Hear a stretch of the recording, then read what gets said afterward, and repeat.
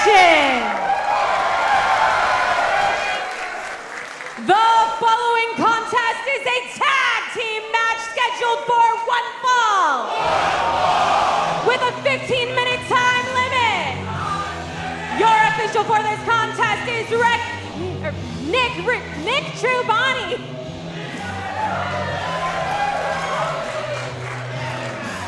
Introducing first,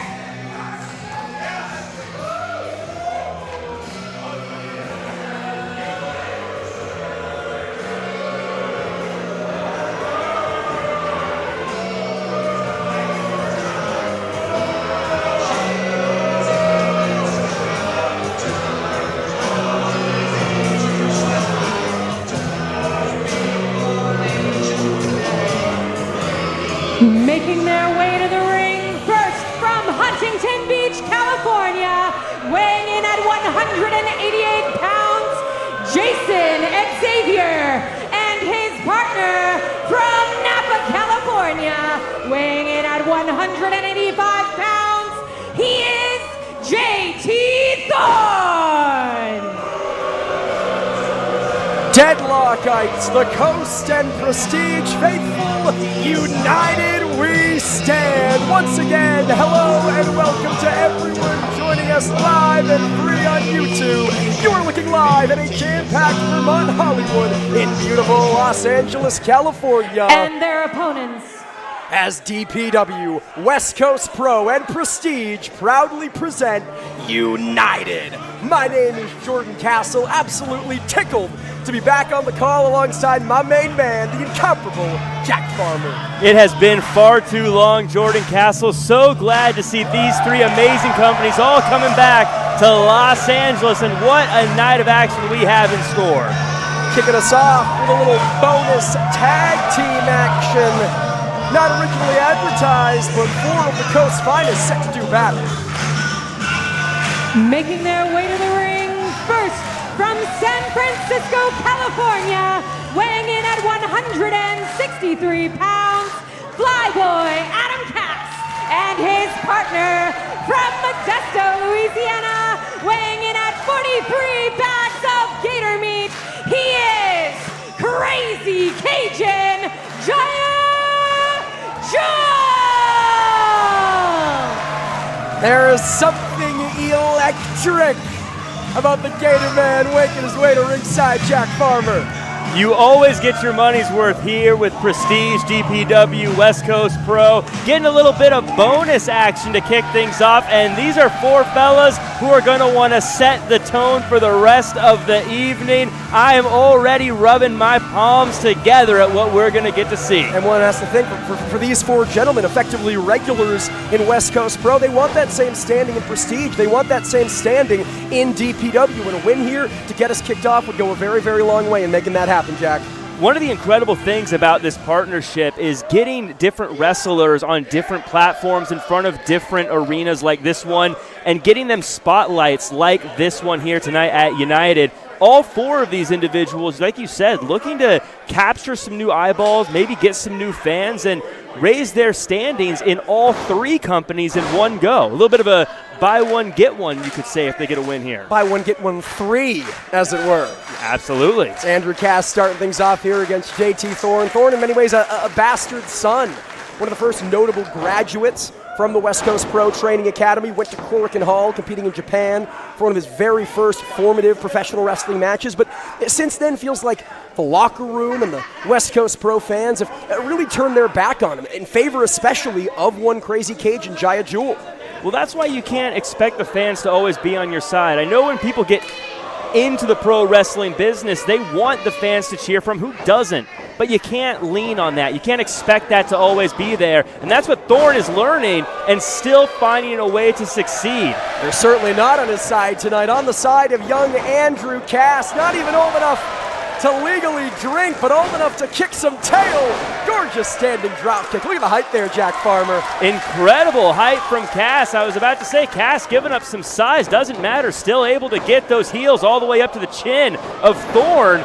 Nice headlock takeover. Very innovative defense there from Andrew Cass. As the kick connects with one JT Thorne. big time kick there from Cass. We're seeing a lot from Cass very early already in this one.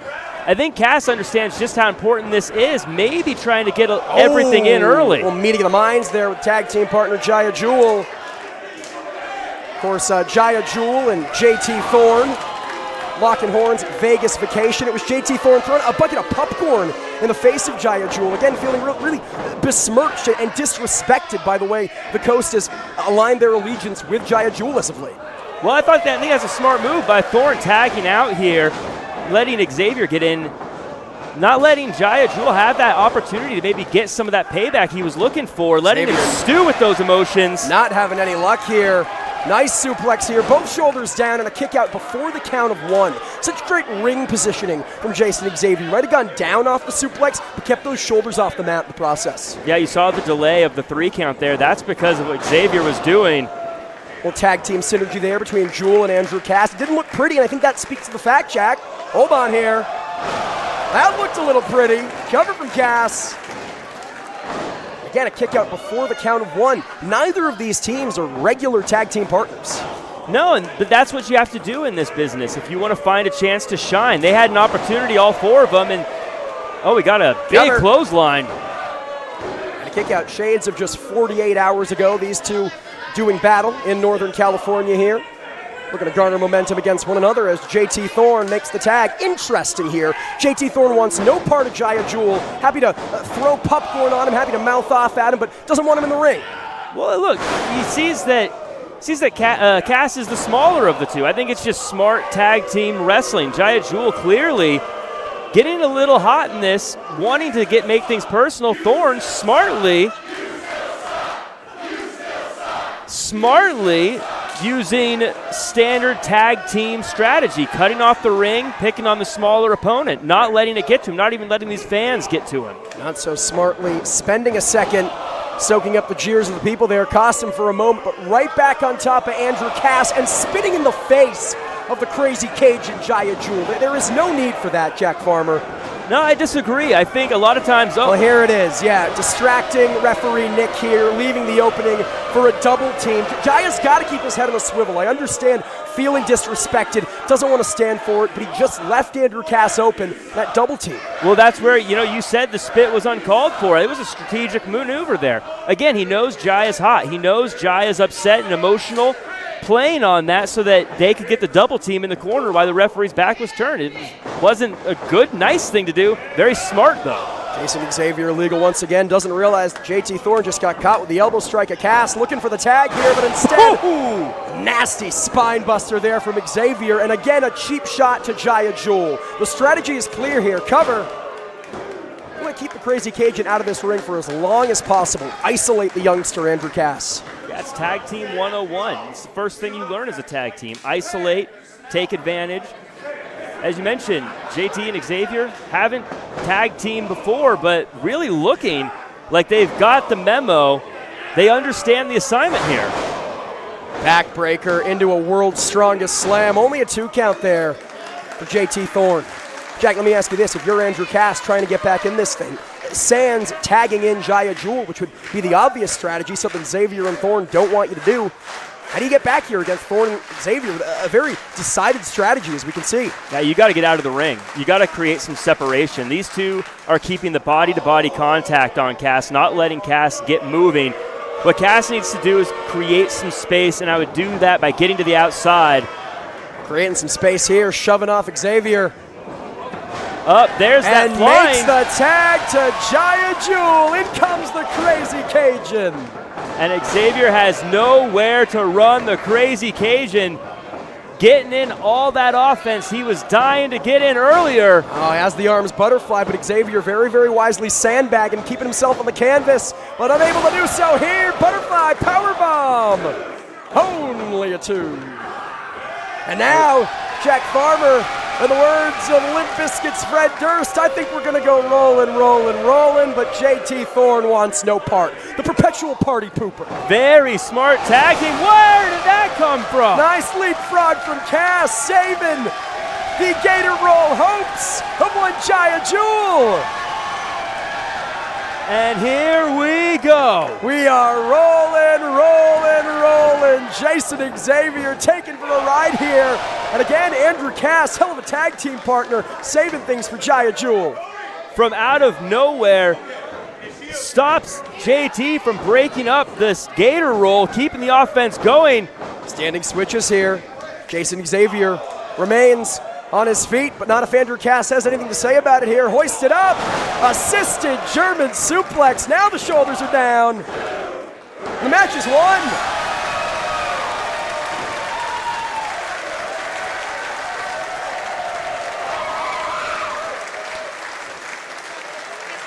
Here are your winners, Jaya Jewel and Andrew Cass. A little bit of revenge for Jaya Jewel, getting the win there for his team. Cass, a heroic effort though to help put his partner in position to get the win. Big time win for this tag team. Don't know if we'll see him continue to tag, but I liked what I saw here tonight. Talking about tag teams in West Coast Pro later on tonight in our main event, Jack, we are going to see Cowboy Way, the one called Manders, and Thomas Shire defend the gold against one Sinner and Saint. Really, really looking forward to that one. Yeah, that one's going to be quite the matchup, quite the pairing of styles there between two big brawlers and two very cunning individuals. That's one I had circled on my calendar for a while. It's not the only piece of championship action we have in store. Kevin Blackwood defends the West Coast Pro Heavyweight Championship against the debuting Shane Haste, and everybody's favorite, the frontman Alan Angels, defends the Prestige Wrestling World Championship against one Jordan Oliver.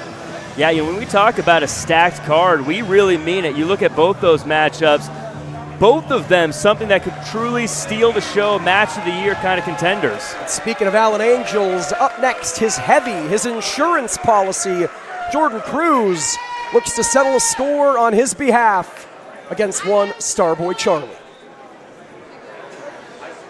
Of course, this match coming to be in the wake of Conquer the World back in Portland, Oregon, Prestige's latest expedition alongside West Coast Pro after Starboy's victory against one V-Guy Von Vertigo. Alan Angel storming the ring, setting his jackal Jordan Cruz on him. Sinner and Saint making the save there, but Starboy wanted his pound of flesh, Jack. Well, this is when you're someone like Starboy Charlie and you mess around with someone like Alan Angels, you got to keep your head on a swivel, and he didn't. And a shout out to our great ring announcer, one half of our ring announcing dream team. You saw Katie Scarlett, and there you see the beautiful, the effervescent Evie Kiyoshi. Those are two adjectives, beautiful and effervescent that is, that I would not use to describe this man, Prestige Wrestling World Champion, and his insurance policy, Jordan Cruz.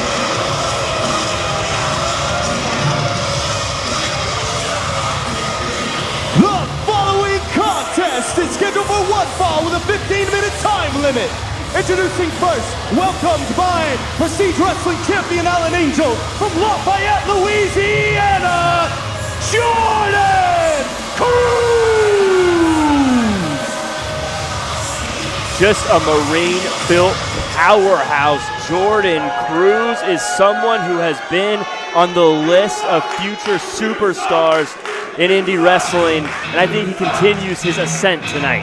And this very building has defeated the likes of G-Sharp and Alpha Zoe. And tonight, he's going head-to-head with a former West Coast Pro Heavyweight Champion and a former Prestige Wrestling World Champion. And who Starboy Charlie just dethroned for that Prestige Wrestling World Championship? Well, that's rather notable here tonight. We'll get to that in a moment.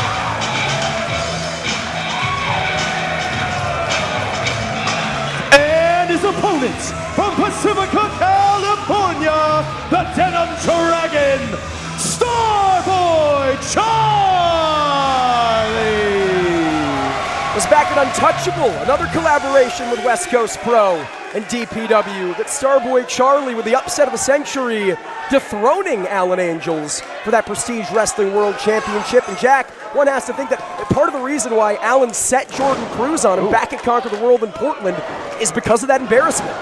Well, you can assume whatever you want here. Starboy Charlie, you know what they say about assumptions. Former champion, But, you know, he could have dressed up for the occasion a little bit. I mean, come on, look at the guy. He's in shorts and overalls. What is this? Come on, act like a professional, Starboy.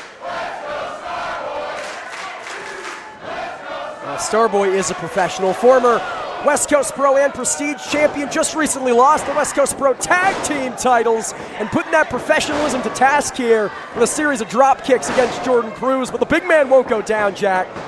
Starboy Charlie, he is lightning quick and he is as good as it gets, but sometimes when you're facing someone who looks like Dr. Death and is just as mean as Steve Williams like Jordan Cruz is, might not matter though. Gorgeous standing, shooting Starboy press and barely a 1 count there from Jordan Cruz. Do you realize how impressive a competitor Jordan Cruz is to kick out barely at 1 over a standing shooter from Starboy Charlie? Jordan Cruz is a machine. I have to believe that if you peeled away the skin, you would see an exoskeleton built to destroy. That machine just crotched Starboy Charlie, stopped him dead in his tracks, and now on the shoulders for a big power slam. Lateral press, only a 1. And it's worth pointing out, Jack, Jordan Cruz and Alan Angels losing to Sinner and Saint in the main event of Conquer the World. After they attacked Starboy Charlie, they couldn't get the job done. That's the whole reason why Judas Icarus has a Prestige Wrestling World Championship steel cage match coming up July 13th, Combat Clash 2025, and still Alan Angels chooses to keep Jordan Cruz in his corner. Despite that loss, Alan Angels feels like Jordan Cruz is still a worthy business investment. I know you don't like Alan Angels, and I know you like to assume he's less than what he really is, but Alan Angels is smart, Alan Angels is cunning, and Alan Angels knows just how talented Jordan Cruz is and knows that Jordan Cruz is the future of professional wrestling around all 3 of these big companies, all between West Coast Pro, Prestige, DPW.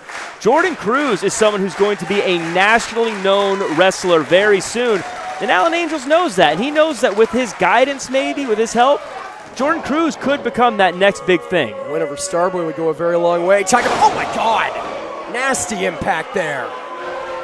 Talking about nationally regarded wrestlers in association with West Coast Pro, Marvelous, and Pro Wrestling Noah. Starboy Charlie's been to the land of the rising sun and picking up a few tricks along the way. Nice reversal there. Well, it looked like Jordan Cruz going for that power bomb, which he's used to great effect against Starboy Charlie in the past. Starboy Charlie clearly had it scouted there. Yeah, both of these men students of the game. Both of these men have done their homework going into this one. Starboy now, this is curious strategy. Striking with Jordan Cruz. I didn't expect this, especially against JC. Stick and move, classic boxing maneuvers here. Jordan Cruz, though, sometimes too strong is just too strong. Float like a butterfly, sting like a bee, says Starboy Charlie. Landing on his feet into a spinning heel kick. Starboy Charlie is next level, man. He is as fast as he is advertised. Down come the straps. Standing cosmic swirl. Cover. Still not enough. Jordan Cruz grabbing the side of his head. I don't know if you saw that, but it looked like the knee came down across the face of Jordan Cruz. And maybe connected with the eye socket of Jordan Cruz there. Starboy Charlie looking to finish this thing. Talk about being a smart wrestler, Jack Farmer. He knows you don't keep a guy like Jordan Cruz down for long. And speaking of smart, Jordan Cruz holding on to the foot of Starboy Charlie, trying to prevent him from going to that top rope. Cruz knows how dangerous he is up there. Exactly right. Starboy makes it up there. Jordan Cruz there to meet him, catching him in midair. But Starboy fighting tooth and nail to escape. Down goes the Starboy, into the cover goes Cruz. Only a 2. Look at the face of Jordan Cruz there. He thought he had him, Farmer. Jordan Cruz is very unhappy about that not sealing the deal, but the way Jordan Cruz is able to throw away Starboy Charlie like he's his little brother or something. Yeah, little brother in here indeed is Jordan Cruz. You can see the gears turning. If you're a professional wrestler and you think that a move will indeed end a match, it takes a few seconds to recuperate. Hold on, small package. Starboy looking to seal it here. And that momentary recourse from Jordan Cruz nearly cost him. Roll up once again. Starboy is trying to finish this one quick, Farmer. 10 minutes remaining, 10 minutes remaining. Shoulders down here, Cazadora. No! Ooh, that was close. And, you know, we look at how frustrated Jordan Cruz has become. I think Charlie is showing how frustrated he has become trying to close this thing out quickly before Jordan Cruz has a chance to recover. Oh, but Jordan Cruz caught him mid-kick and caught him once again with that huge forearm strike, continuing the disrespect we saw at Conquer the World. But a Hurricane Rana sends Cruz face first into the turnbuckles. What a reversal! Going to the top, this is where Starboy Charlie is at his most dangerous. If he's able to hit this, maybe. It could be lights out. No, thinking shooting Starboy press, but Jordan Cruz saw it coming and gets the knee up. Those knees, the ace in the hole for Jordan Cruz, Jack Farmer. Again. No. Caught the power of Jordan Cruz, and there is that power bomb. Starboy Charlie again went for that Hurricane Rana reversal, and Jordan Cruz is unrelenting. Power bomb after power bomb after power bomb. And he talk about Starboy Charlie feeling disrespected after Conquer the World. Jordan Cruz has to feel disrespected the way Starboy's wrestled this match. No more sorrow. That's got to do it. And it does. Here is your winner, Jordan Cruz. Jordan Cruz with a massive victory. You talked about it at the top, Jordan. The championship Starboy Charlie has held. The victories he has had. Jordan Cruz has just etched his name on the top of the list of people who have put away the former champion. Oh, come on. And I gotta think that everyone is now hiding from being the next victim of this very dangerous man. Yeah, as much as I hate to say it, be it Jordan Oliver later on tonight, be it Judas Icarus July 13th in the Steel Cage at Combat Clash 25. That's if Alan Angels makes it to Portland on that date. The idea of Alan Angels losing that Prestige Wrestling World Championship time soon, it's getting farther and farther away with Jordan Cruz in his corner. And at this time, Jack Farmer, I want to take a quick moment to thank our Gold Tier subscribers to our Patreon, patreon.com/Prestige Wrestling, without whom this event would not be possible. Talking about Night Gaunt, Luciano Leon Jr., Jen Evans, Waffle, Robert Bradley, Scott Tockstad, Mike Ramey, Brillia, Brian Brown, William, Matthew Kinney, Gage, Paul Malone, Kelly, Chad Floyd, Mel Deadly, Matt. The following contest is scheduled for one fall, and it is for the West Coast Pro World Heavyweight Championship. It has a time limit of 30 minutes, and your official for this contest is Rep Sparky Ballard.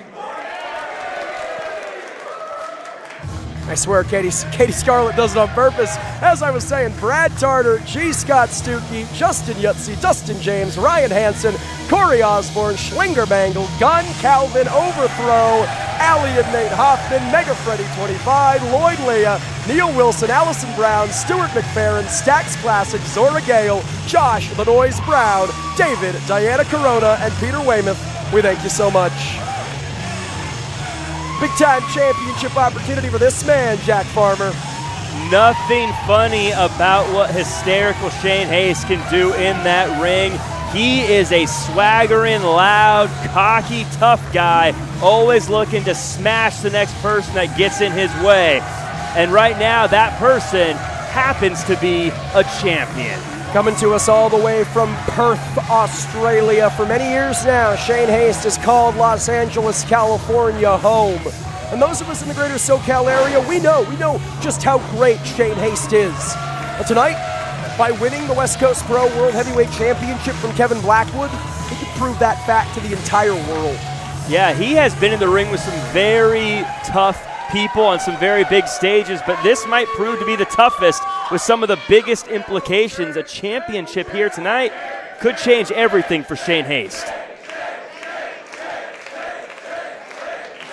Talk about being in the ring with heavy hitters. The same can be said of this man.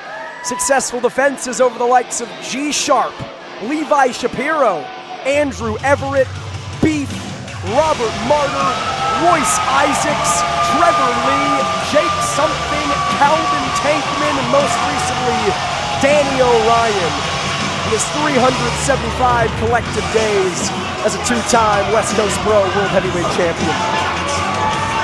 Kevin Blackwood, for my dollar, one of the best strikers in the game today, but that's not all he has. He's technical, he can grapple, he can fly high, and he is focused. He is really someone who's as good as it gets. Let's throw it to Katie Scarlett for the official ring introductions.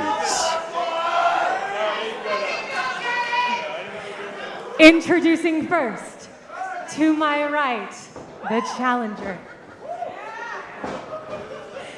From Perth, West Australia, weighing in at 220 pounds, he is hysterical Shane Haste!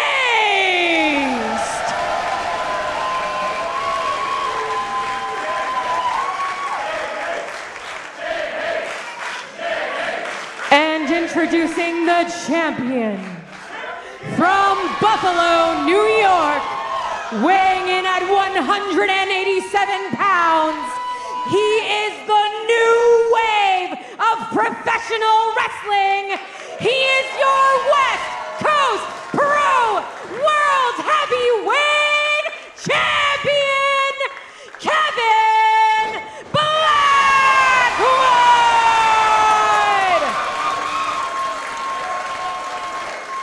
Bit of a mixed reception here from Kevin Blackwood, of course, heavily respected in his formerly native Los Angeles, but we've also seen a darker, more aggressive side from Blackwood during his time as West Coast Pro World Heavyweight Champion.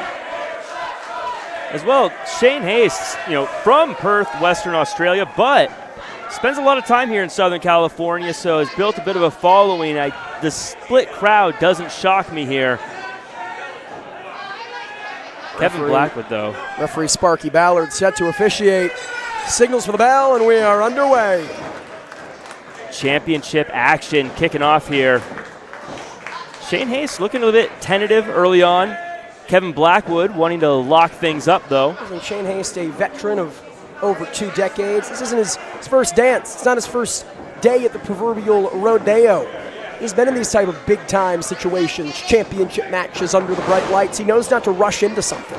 Yeah, this is where you see that experience really shine, especially someone like Shane Haste, who isn't easily rattled. The big spotlights here, championship implications. A lot of people, they'd let the adrenaline get the best of him. Not Shane Haste, though. He is taking his time, making sure everything he does has a reason, has a point to it.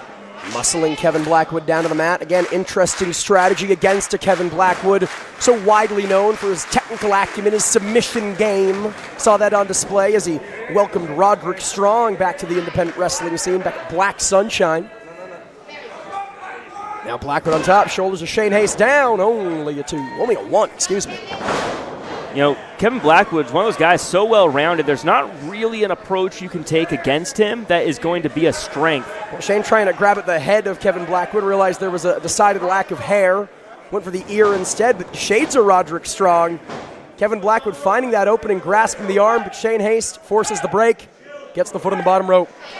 I want to call attention to Shane Haste right now. Look at his face. Not bothered at all. Not sweating it. Even though he didn't get the best of that exchange, not bothered at all. Cool as a cucumber in there. And you see Shane Haste in the backstage area. He's a sarcastic guy. He likes to joke around. He likes to, for lack of a better term, bust your balls, as it were. And some might see that and say, well, this guy doesn't take himself seriously. This guy doesn't have the compunction to be a champion necessarily. I think it's the exact opposite. I think it's that coolness. I think it's that calmness. I think it's that collectedness we see that potentially leads Shane Haste to heavyweight championship glory.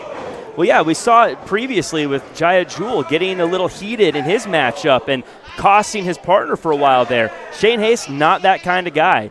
Even here, as I said, Kevin Blackwood, one of the best strikers in the game. Shane Haste sees he has the size. Shane Haste sees he's the bigger man. Still looking to line up, still looking to try it out. I think right now Shane Haste is sort of testing the waters, seeing where he wants to attack. Blackwood again takes Shane Haste down to the canvas, and there is the first double foot stop cover. And a kick out from Haste, the first double foot stop of the match. We know it, Jack Farmer. We've seen it 1,000 times over from Kevin Blackwood. He can hit that double foot stomp from anywhere and everywhere in a pro wrestling ring. Doesn't matter where you are, doesn't matter where he is. He can find a way to cinch it in, and more often than not, it leads to his victory. Well, yeah, it doesn't matter how experienced you are. When someone the size of Kevin Blackwood stomps you on your chest, it's going to hurt.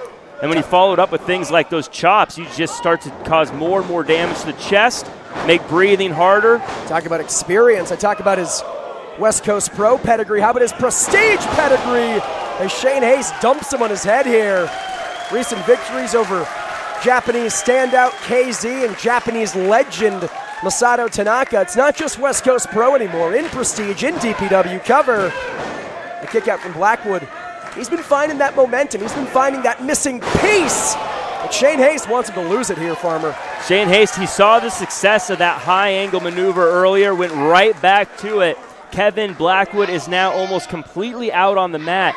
And this is, again, Shane Haste not rushing into anything, taking his time, making sure that he regains his composure, maybe regains some air before going right back to it and pulling the chin away from the sternum in a way it's not meant to bend. And not only pulling the chin, but digging the knee into the neck, perhaps the shoulder blade of Kevin Blackwood. These are crucial parts of the body that Shane Haste is neutralizing here. Blackwood fighting from under, manages to escape with a big chop, but Shane Haste returns in kind with a forearm and a kick right back to that neck. Jack Farmer, he has found a target. A very dangerous target as well. I mean, you can't move your neck. You can't look around you. It makes moves more difficult to accomplish. You forget scale on the top, hitting that diving double foot stomp.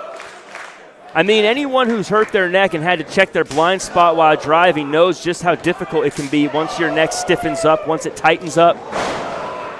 Repeated shots from Kevin Blackwood. All it took was one from Shane Haste to drop the champion. Shane Haste in firm control here, smothering Blackwood in the corner. Yeah, I'm seeing a pattern here with Shane Haste, really leaning into the size, leaning into the fact that when he starts throwing his weight around, Kevin Blackwood, for as good as he is, not able to overcome it. Able to get the boots up there. Heard that time limit call. And an enziguri kick from Blackwood. Oftentimes when you hear those time calls, it gets later on in a match. Nice missile drop kick. You see wrestlers get desperate. Kevin Blackwood can't afford to do that, Jack. Beautifully done drop kick. Got up high, got across the ring, and the connection was picture perfect. But how much did that take out of Kevin Blackwood in the process? You can see the new wave of professional wrestling, slow ginger to get back up to his feet. Getting back into those strikes, Kevin Blackwood starting to work them over. Exploder suplex. Kevin Blackwood has found his second win here. But you can see favoring that back, favoring that neck. Shane Haste has taken so much out of the champion. If you want to be champion, you're going to have to go through things like that, and the champion's getting momentum. Cover. Only a 2. Again, we spoke to Starboy and Jordan Cruz in our last contest. So difficult to keep the shoulders of an opponent down when they're so much bigger than you, even for 3 seconds. Oh, absolutely. I mean, when you have to use all of your weight to get a pin. This might do it. Blackwood heading to the top, no doubt thinking diving double foot stomp. And Shane Haste there to meet him, maybe playing a little bit of possum. Absolutely playing possum. He knew that Kevin Blackwood was going to go for that double stomp off the top. Got him right where he wants him, and now Kevin Blackwood is in a very dangerous position. Yeah, suckered Kevin Blackwood in, and this is not where you want to be. Perched on the top, Shane Haste in firm control. Oh no, he's thinking suplex back in the ring. From this height, this is detrimental. We saw how dangerous those other two were when he dropped Kevin Blackwood almost right on his head. And Blackwood knows it, headbutts, using that already injured, already neutralized head to stop Shane Haste for the moment. And what's he thinking? Big power bomb, but Haste might be too big here, Farmer. Kevin Blackwood, though, on the fly, changes the game plan. What a knee right to the face. Ever innovative is Kevin Blackwood, but now you got all 200-plus pounds of Shane Haste on that top rope. That's dead weight, Jack Farmer. I think I know what Kevin Blackwood's thinking, but it's easier said than done with someone the size of Shane Haste. No. There's no way, man. Come on. Forget about it. This is for the gold. Back suplex from the top. My God. Risking life and limb to retain the West Coast Pro Heavyweight Championship, but it's not enough. You talk about what it takes out of you to do a maneuver, and you can see it etched on the face of the champion. Physically exhausted, mentally drained, but Kevin Blackwood has got to keep fighting if he hopes to see day 376. I talked about the face of Shane Haste earlier, the calm demeanor, no longer there, bit of desperation in the face. Yeah, we're in deep waters here. Went for a kick of his own, but Blackwood gets the midsection. Off the ropes, and a huge lariat levels the champion. Nothing fancy. Sit out powerbomb, leg hooked, new champ. No. Did you see the elevation of that sit-out power bomb? Kevin Blackwood almost touched the lights. He's looking up at the lights right now. Shane Haste doing the same. I want to point to something, Jack Farmer.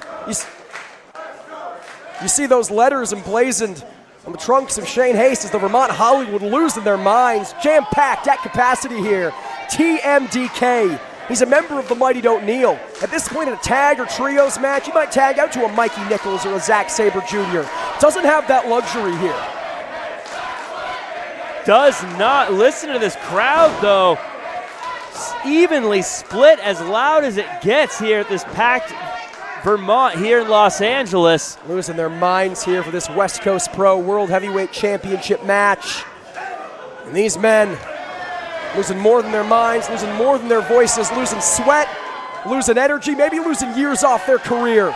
But again, Jack, that's just how much this gold means to them, how much a stage like this means to Blackwood and Haste.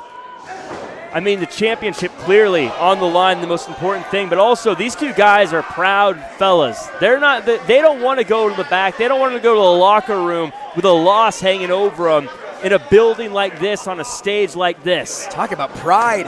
Haste asking for more from one of the most lethal strikers in professional wrestling today. He's got a smile on his face. He's got his tongue wiggling out. He likes it, Farmer. I don't know if I think this is a smart move to just take a kick from someone like Kevin Blackwood.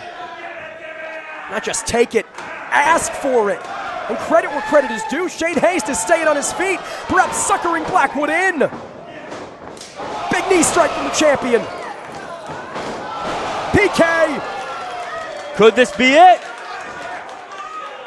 Double foot stomp. Kevin Blackwood retains. What? Oh! Are you serious, man? The way Shane Haste ate those kicks, ate the PK, ate the double stomp, and continues is heroic. Blackwood thinking Death Valley driver, but now it's Shane Haste for the fireman's carry. These two jockeying for position. Oh! Falcon Arrow!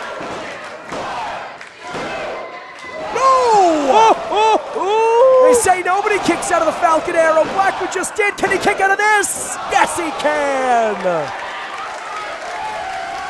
Look at this crowd. Look at this challenger. Look at the energy from Shane Haste. Talk about fighting spirit from a former New Japan Strong Openweight Tag Team Champion, former IWGP Tag Team Champion. Tonight, only one title matters, and that's the West Coast Pro World Heavyweight Championship. He's zeroing in on it. Shane Haste knows he just ate the very best Kevin Blackwood had to dish up and was able to survive. The confidence of the challenger right now has to be through the roof, and the champion, Kevin Blackwood, has got to be worried. Well, he might be worried. Looking to get that sunset flip, looking to steal it here against Shane Haste, and he's got reason to be worried. Got the feet up, off the ropes. Big boot there from Haste. Face first goes the champion, Kevin Blackwood. The momentum takes him back up to his feet. And now Blackwood again. Exploder suplex, spiking Haste in the corner. Back and forth. Bicycle kick. As cliche as it is, it's going to come down to who hits last. Can it be the champion? Diving double foot stomp. This has got to be it. What a match. Here is your winner, and still the West Coast Pro World Heavyweight Champion, Kevin Blackwood!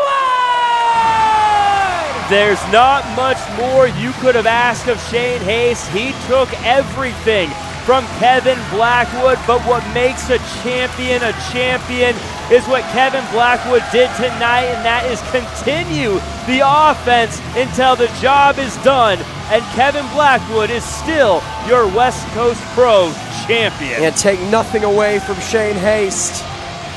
Looking so impressive here. Would not mind seeing him in Prestige, West Coast Pro, or DPW back sometime very, very soon. But the night belongs to Kevin Blackwood, and he said it best himself. He owns this city. As long as he's West Coast Pro World Heavyweight Champion, it's damn hard to disagree. Yeah, you won't get any argument from me, not after watching him just do what he was able to do to Shane Haste. Incredible championship match there, and then we still got more action. Yeah, from the from the West Coast Pro World Heavyweight Championship to the DPW Women's World Championship. Dani Luna set to defend against Nicole Matthews. The following contest is scheduled for one fall, and it is for the DPW Women's World Championship. It has a time limit of 30 minutes, and your official for this contest is Ref Jackie.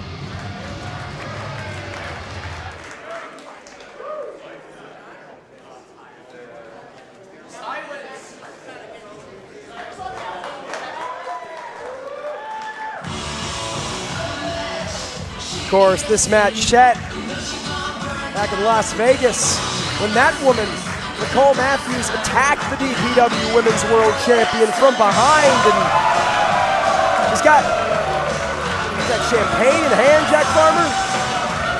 If you want to be a champion, you have to envision it. And I think Nicole Matthews came ready to celebrate a championship victory. She's as confident as it gets, and you can't win if you don't believe you can. Well, she calls herself aging like fine wine, Nicole Matthews, perhaps aging like fine champagne, Nicole Matthews. I mean, in terms of her in-ring pedigree, the way she's evolved and matured over the course of her 2-decade-long career, it's hard to disagree with that as a tagline, but I mean, really a pre-match celebration? Beat Dani Luna and win the Women's World Championship first? Why not be confident? The last time they were in the ring together, Nicole Matthews was standing tall. Now all she needs to do is get that championship. Yeah, standing tall with a sneak attack post-match is a very different story than a one-on-one womano situation, and that's exactly what she's going to get against this woman.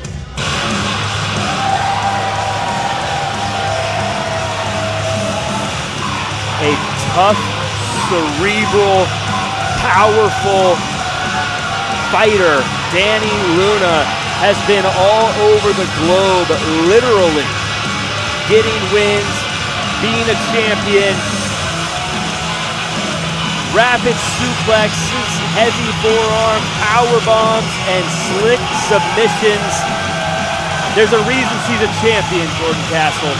Just 4 hours removed from touching down here in Los Angeles after a 12-hour flight from her native United Kingdom, Dani Luna came to fight. Introducing first, to my left, the challenger. From Vancouver, British Columbia, she ages like fine wine. She is Nicole Matthews!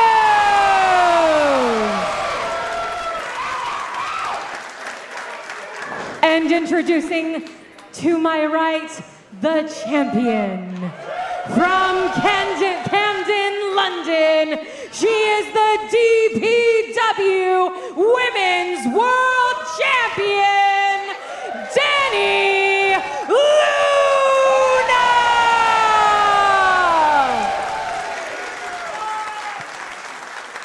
Successful defenses of that championship against the likes of Hayan, Rika Tatsumi, and Rina Yamashita.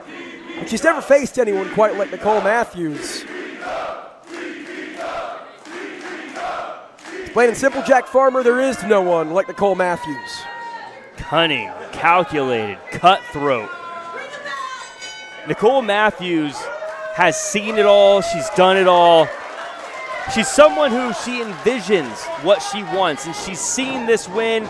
Look at her. She's not stressed at all about this, and I don't know if she should be. A smile on her face. She most certainly should be. Take nothing away from the technical acumen, the pedigree and career of Nicole Matthews. I mean, she's heading in the ring with Dani Luna. Jet lag or otherwise, Dani Luna, one of the very best in the world.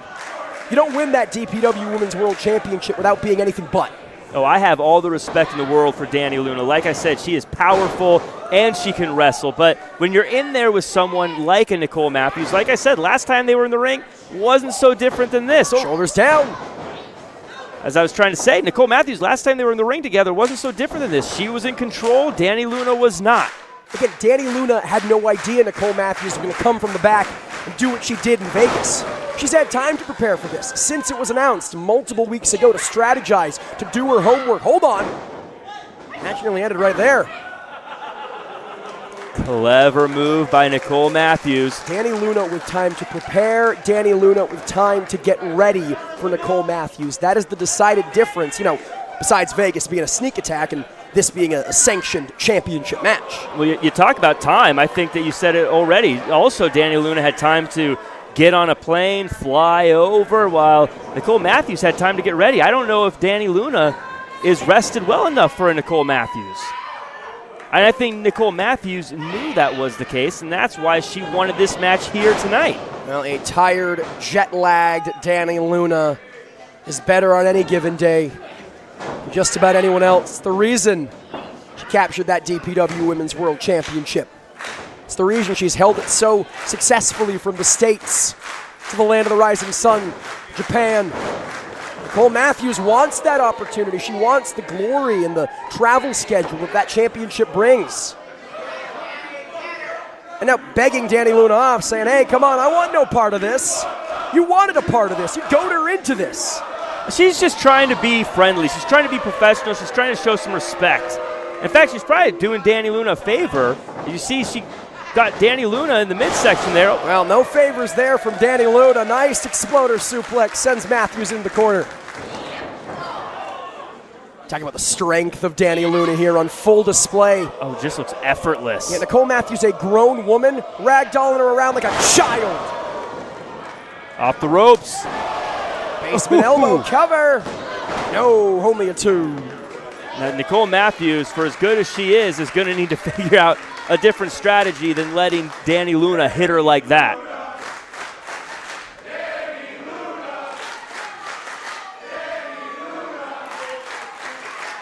Vermont here in Los Angeles, coming alive for the DPW Women's World Champion. And you know, Jack, it's so interesting. Dani Luna, 26 years old and already such a career under her. Time in NXT UK. 2-time TNA Knockouts Tag Team Champion in TNA, but I think this version of Dani Luna, the DPW version of Dani Luna, is her most dangerous evolution yet. Oh, without question. And I love that you bring up the fact that she's still so young, because to watch her today, you would think she's been wrestling for decades. She knows what she's doing in there. She's smart. She's strong. She hits like a green punk rock freight train. But she is just at the beginning of her career. This is still the first few chapters of the novel that will be the career she has. Well, it's a very painful chapter for Nicole Matthews. Someone who has been wrestling for 2 decades, but can't seem to find an opening here against Dani Luna. What do you think she has to do to combat that punk rock brutality of the world champion? Well, she's got to find a way to stop the momentum, because like I said, she's a freight train, and once she gets going, she's going to, well, case in point here, Jack Farmer, that'll do it. Well, I think that was a risky move. Nicole Matthews does not have the champion's advantage here tonight. That was a very risky move from Nicole Matthews. Dani Luna, she can rest on having the championship's advantage. Though she will not. Dani Luna wants to win this match fair and square, not just because of the type of competitor she is, but also because of how personal this issue has become with Nicole Matthews. That's the experience of Nicole Matthews as she cinches in that cravat. She knows when and where to pick her spot, and that includes rule breaking. She knew that referee Jackie, where she was positioned in the ring, wasn't going to see that bite. She went for it. It's working to great effect here. But being a veteran like Nicole Matthews, being someone who has been around as long as she has in this ring, you learn some things, and you learn things like that in every sport. You got to bend the rules a little bit. You see it in every... Cover. You see it in football when a quarterback will grab a receiver just a little bit. You see it when a baseball player crowds the plate a little bit. It's what every smart competitor does, and Nicole Matthews is a smart competitor. Talking about bending the rules. Right now, Nicole Matthews bending the neck and spine of Dani Luna, not giving her any room to breathe. On the eyes, on the mouth, and one-way ticket to the gun show from the challenger. Nicole Matthews, a far cry from the cowering challenger we saw just a few moments ago. I think that was just the spider baiting the fly into the web, Jordan Castle. Nicole Matthews knew that she could bring that little fly into her web, and then she would be hers. Last saw Nicole Matthews here in Prestige, teaming with smiley Kylie Ray in a losing effort to the Inspiration. Back at Nothing to Lose in Las Vegas, just a day before that sneak attack on Dani Luna. So wants to find her way back in the win column here in Prestige Wrestling en route to that DPW Women's World title. And there you see beckoning towards it, saying we get a new champion en route. You know, it's a very thin line, Jack Farmer, between confidence and cockiness. Do you think in any way Nicole Matthews is towing that line a little too much? I don't think it's necessarily confidence or cockiness. I think it's opportunistic. I think she knows that when she waits for the right moment, she'll find it and take advantage of it. Just a little bit ago, we were talking about how Dani Luna seemed like she wasn't feeling any jet lag, seemed like she was in control. Nicole Matthews waited for the right moment, found it, and once again goes back to work. Dani Luna looking to find her way back in this thing, and I think Nicole Matthews might have just pissed her off here. And maybe this is where Nicole Matthews needs to get out of the ring. She is unrelenting. She has gone through this for long enough. Dani Luna says enough is enough. Dropping the challenger. Freight train-like clothesline. The power of Dani Luna. Hold on, maybe thinking Luna landing there. That fireman's carry power bomb, but Nicole Matthews found her way out of dodge. Can't say the same of that kick. Step. Kind of big boot jump kick all in one, takes down the challenger. Dani Luna, again, that strength brings her right back into this thing. She's got to find her way back up to her feet there. Nicole Matthews is doing the same. See Dani favoring that leg a little bit. Can't let Nicole Matthews see it. You know she'll take advantage, Jack. And I wonder how much of Dani Luna is trying too much to get revenge for that attack in Vegas as opposed to just trying to get a win here, Jordan Castle. Maybe thinking two birds, one stone here. Blue Thunder Bomb off the ropes, hook of the leg. Still only a 2. I see your point, right? An angry fighter is a sloppy fighter. Dani Luna doesn't want to be so focused on her own personal animosity towards Nicole Matthews that she takes her eyes off the championship. Sometimes that anger can fuel you. Yeah, you know, I watched Dani Luna. She hasn't gone for quite as many covers as I think she could. I think she's trying to get some damage in, trying to get some payback. Trying to elongate this match, perhaps, to teach Nicole Matthews a lesson? Absolutely. And I can't blame her, but Jackknife, Nicole looking to steal it. No! You give Nicole Matthews an inch, she will take a mile. Dani Luna knows it. She's got to be careful of it. Went for the powerbomb here, but Nicole Matthews back on her feet. It will turn it around. Neck breaker. Wrench that neck. Spinning fisherman suplex. Cover. No. Almost a fisherman's neck breaker there. Well, yeah, we're starting to see shades of a game plan from Nicole Matthews. You know, she was pulling the head back earlier. The neck breaker, the spinning fisherman's neck breaker there. I think we're starting to see what the game plan is from Nicole Matthews. Talking about the power of Dani Luna. All of that goes out the window if the neck is neutralized. And that strategy, very, very clear here. Dragon Sleeper cinched in from Nicole Matthews in the center of the ring. Dani Luna might be fading here, Farmer. Dragon Sleeper has won many championships over the years in many different companies. Battering the chest is Nicole Matthews, but Dani Luna from behind with a German suplex. Look at the deadlift. Cover. No, only a 2. The fight of Dani Luna is just so impressive. Seeing her able to fight out of these maneuvers and bring so much power right away. Both of these women hurting. Both of these women have put the other through so much. You talk about what Nicole Matthews serves to gain here. How about Dani Luna, right? A native of the United Kingdom, her time, her standing as DPW Women's World Champion, no doubt guarantees her bookings and opportunities here in the United States. It's not something she wants to lose. No, it is a ticket here to the United States, and obviously, you mentioned when you're the champion, you get booked in the big money matches. Yeah, I mean, it's a paycheck. It's a bigger paycheck. I mean, obviously there's pride. Obviously you want to be the best and you want to be able to know you are the best, but let's face it, this is about making money. This is about cashing checks, and that's what you get when you're the champion. Hold on, Nicole Matthews deposited on the top rope. Evil intentions from the champion, Dani Luna. Maybe thinking superplex here, but Nicole Matthews knows how disastrous that would be, Farmer. Again, biting. Nicole Matthews again. I'm not sure if our cameras caught it. Biting the leg of Dani Luna to escape. Doing whatever it takes to become the champion is how I would phrase it, Jordan Castle, because if she did not do that, I think she'd be taking a ride, and Dani Luna would probably get Nicole Matthews 2/3 away across that ring. German suplex! Call it what you will, it paid dividends. And now all Nicole Matthews has to do is get down from the top and go for that cover. We talk about working the neck. Dani Luna landed right on it. Oh my God, did you hear that kick? I can see the shin print on the face of Dani Luna. Brain buster. We got ourselves a new DPW Women's World Champion. No, we do not.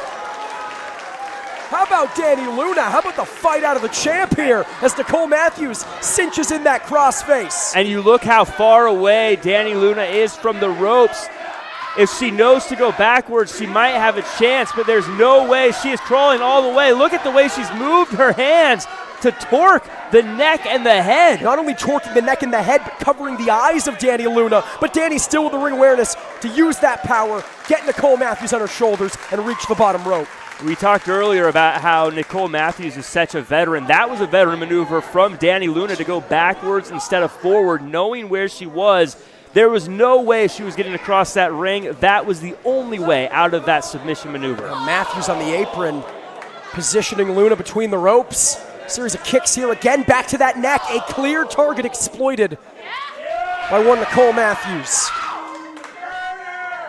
Oh, Nicole Matthews dropped like a sack of potatoes, courtesy of Dani Luna.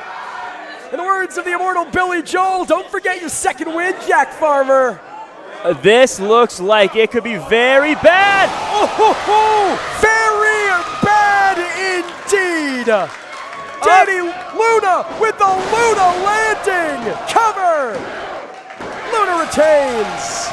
Here is your winner and still the DPW Women's World Champion, Dani Luna!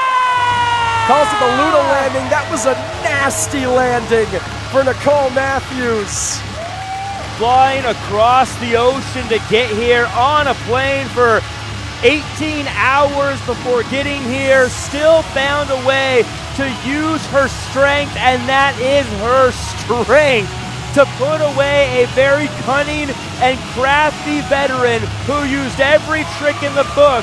Dani Luna, not just a champion because she's got the championship, but a champion of heart, mind, and soul.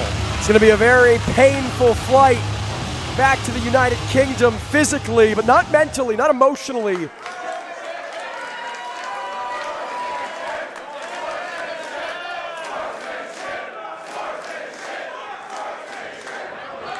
Oh, Matthews heading to the outside.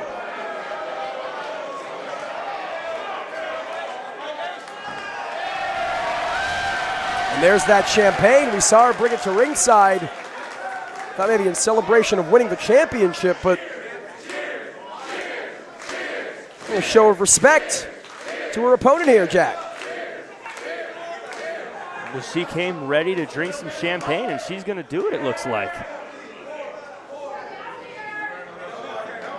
Some sportsmanship. I think you owe Nicole Matthews an apology. Well, listen, despite the rule bending and breaking we saw in the matchup, Nicole Matthews, no sore loser here tonight. Respect showed to Dani Luna, a very deserved respect, I might add.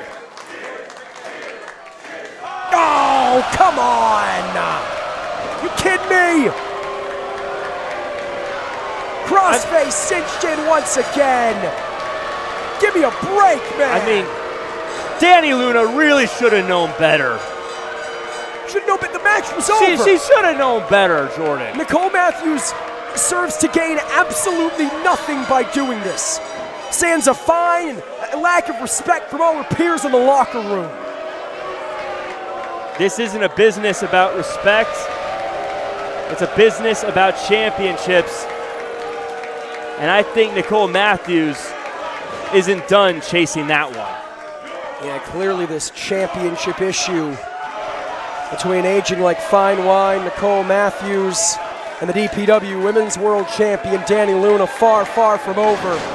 But again, just like in Vegas, we'll see how easy it is when it's not a sneak attack. We'll see how easy it is when Dani Luna isn't being blindsided from behind after a hard-fought match. Be that as it may, Dani Luna leaves with the championship still in hand. Another incredible matchup here tonight, Jordan. We talk about our friends over at DPW. No championship gold on the line as we try to get the ring cleaned up for our next contest.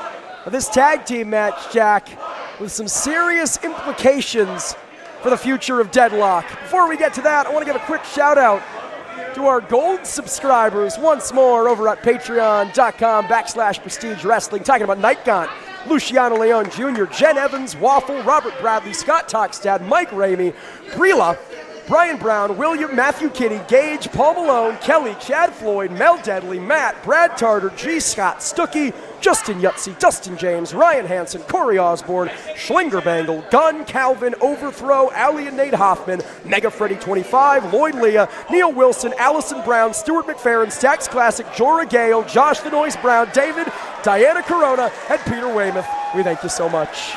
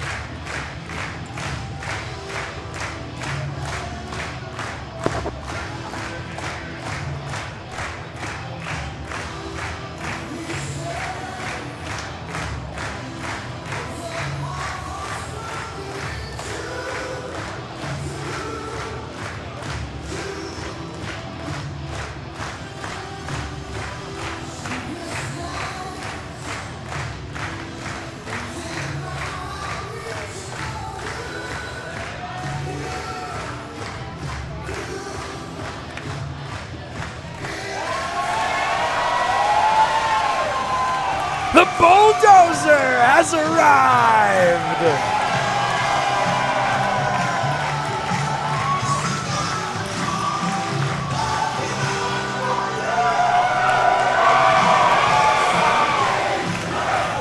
The following contest is a tag team match scheduled for one fall with a 20-minute time limit. And introducing first, making his way around the ring from Atlantic City, New Jersey, the bulldozer, Matt Tremont.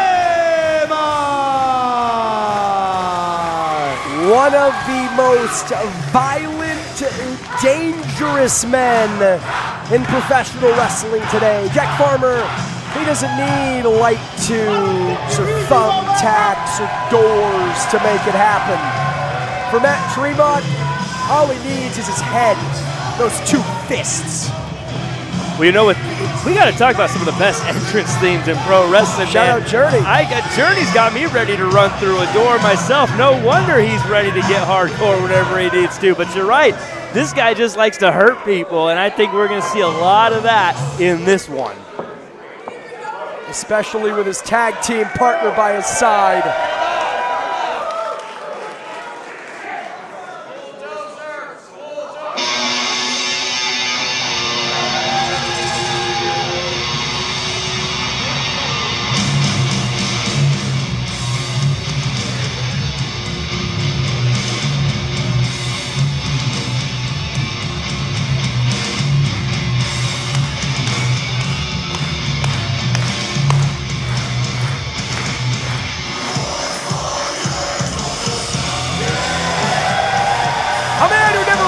The DPW World's Championship. And tonight, hopes to get one step closer to winning that title back. His tag team partner, this is Jake Something! This is the living embodiment of intensity. Jake Something looking like he just pounded 15 Red Bulls before coming in here. He is ready for war. And it's for damn good reason. First time officially sanctioned back in the ring. The man who holds the title and he never lost. You have a chance of welcome back. Forced to relinquish that championship, miss months of action after a bicep injury. Took him out of the equation back in January. We saw back at Limit Break. The sling is gone. Jake Something's here.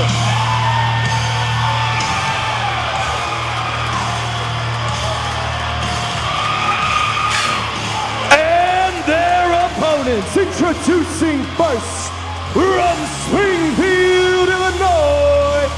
He is the king of the dog color, Mad Dog Connelly.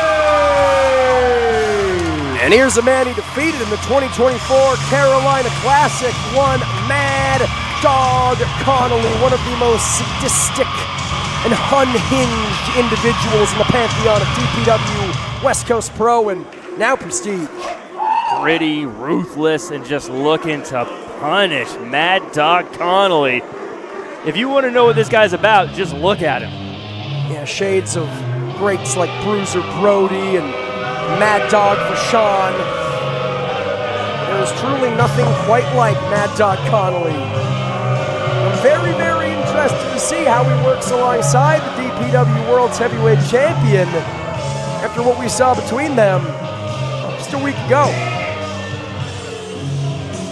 And his partner, from Battleground, Alabama, he is the Deadlock Pro Wrestling World Heavyweight Champion. Any style, Adam Priest. From behind, Mad Dog Connelly with a sneak attack on Jake Something. Jack, let me ask you, do you think that was a concerted effort, a strategic move planned by Mad Dog Connelly and Adam Priest, or did the Mad Dog just see his moment and take it? With someone like Mad Dog, it's really hard to say, but Jake Something going right after Adam Priest. He wants his championship back. He never lost the title. Makes him sick to see Adam Priest with that championship around his waist. And Adam Priest trying to knock him down to size with a steel chair. How else do you bring down someone like Jake Something down to size? I'll tell you how Matt Tremont brings Mad Dog Connelly down to size. A body slam amongst the people just showering him in the ringside chairs. They might not be steel, but I'll tell you something, Farmer. They hurt like hell as Adam Priest looks to play equalizer. Well, especially when someone the size of Matt Tremont's throwing them. But this is I think the difference between these two teams is that Southern technical grit that Adam Priest is bringing to this. You can see a little bit of strategy with these two, where I think Jake Something, Matt Tremont, I think they're just here for a fight. I think Adam Priest, Mad Dog Connelly, they came with a game plan. Tremont might be here for a fight. Jake Something is here to get closer to that DPW World's Championship.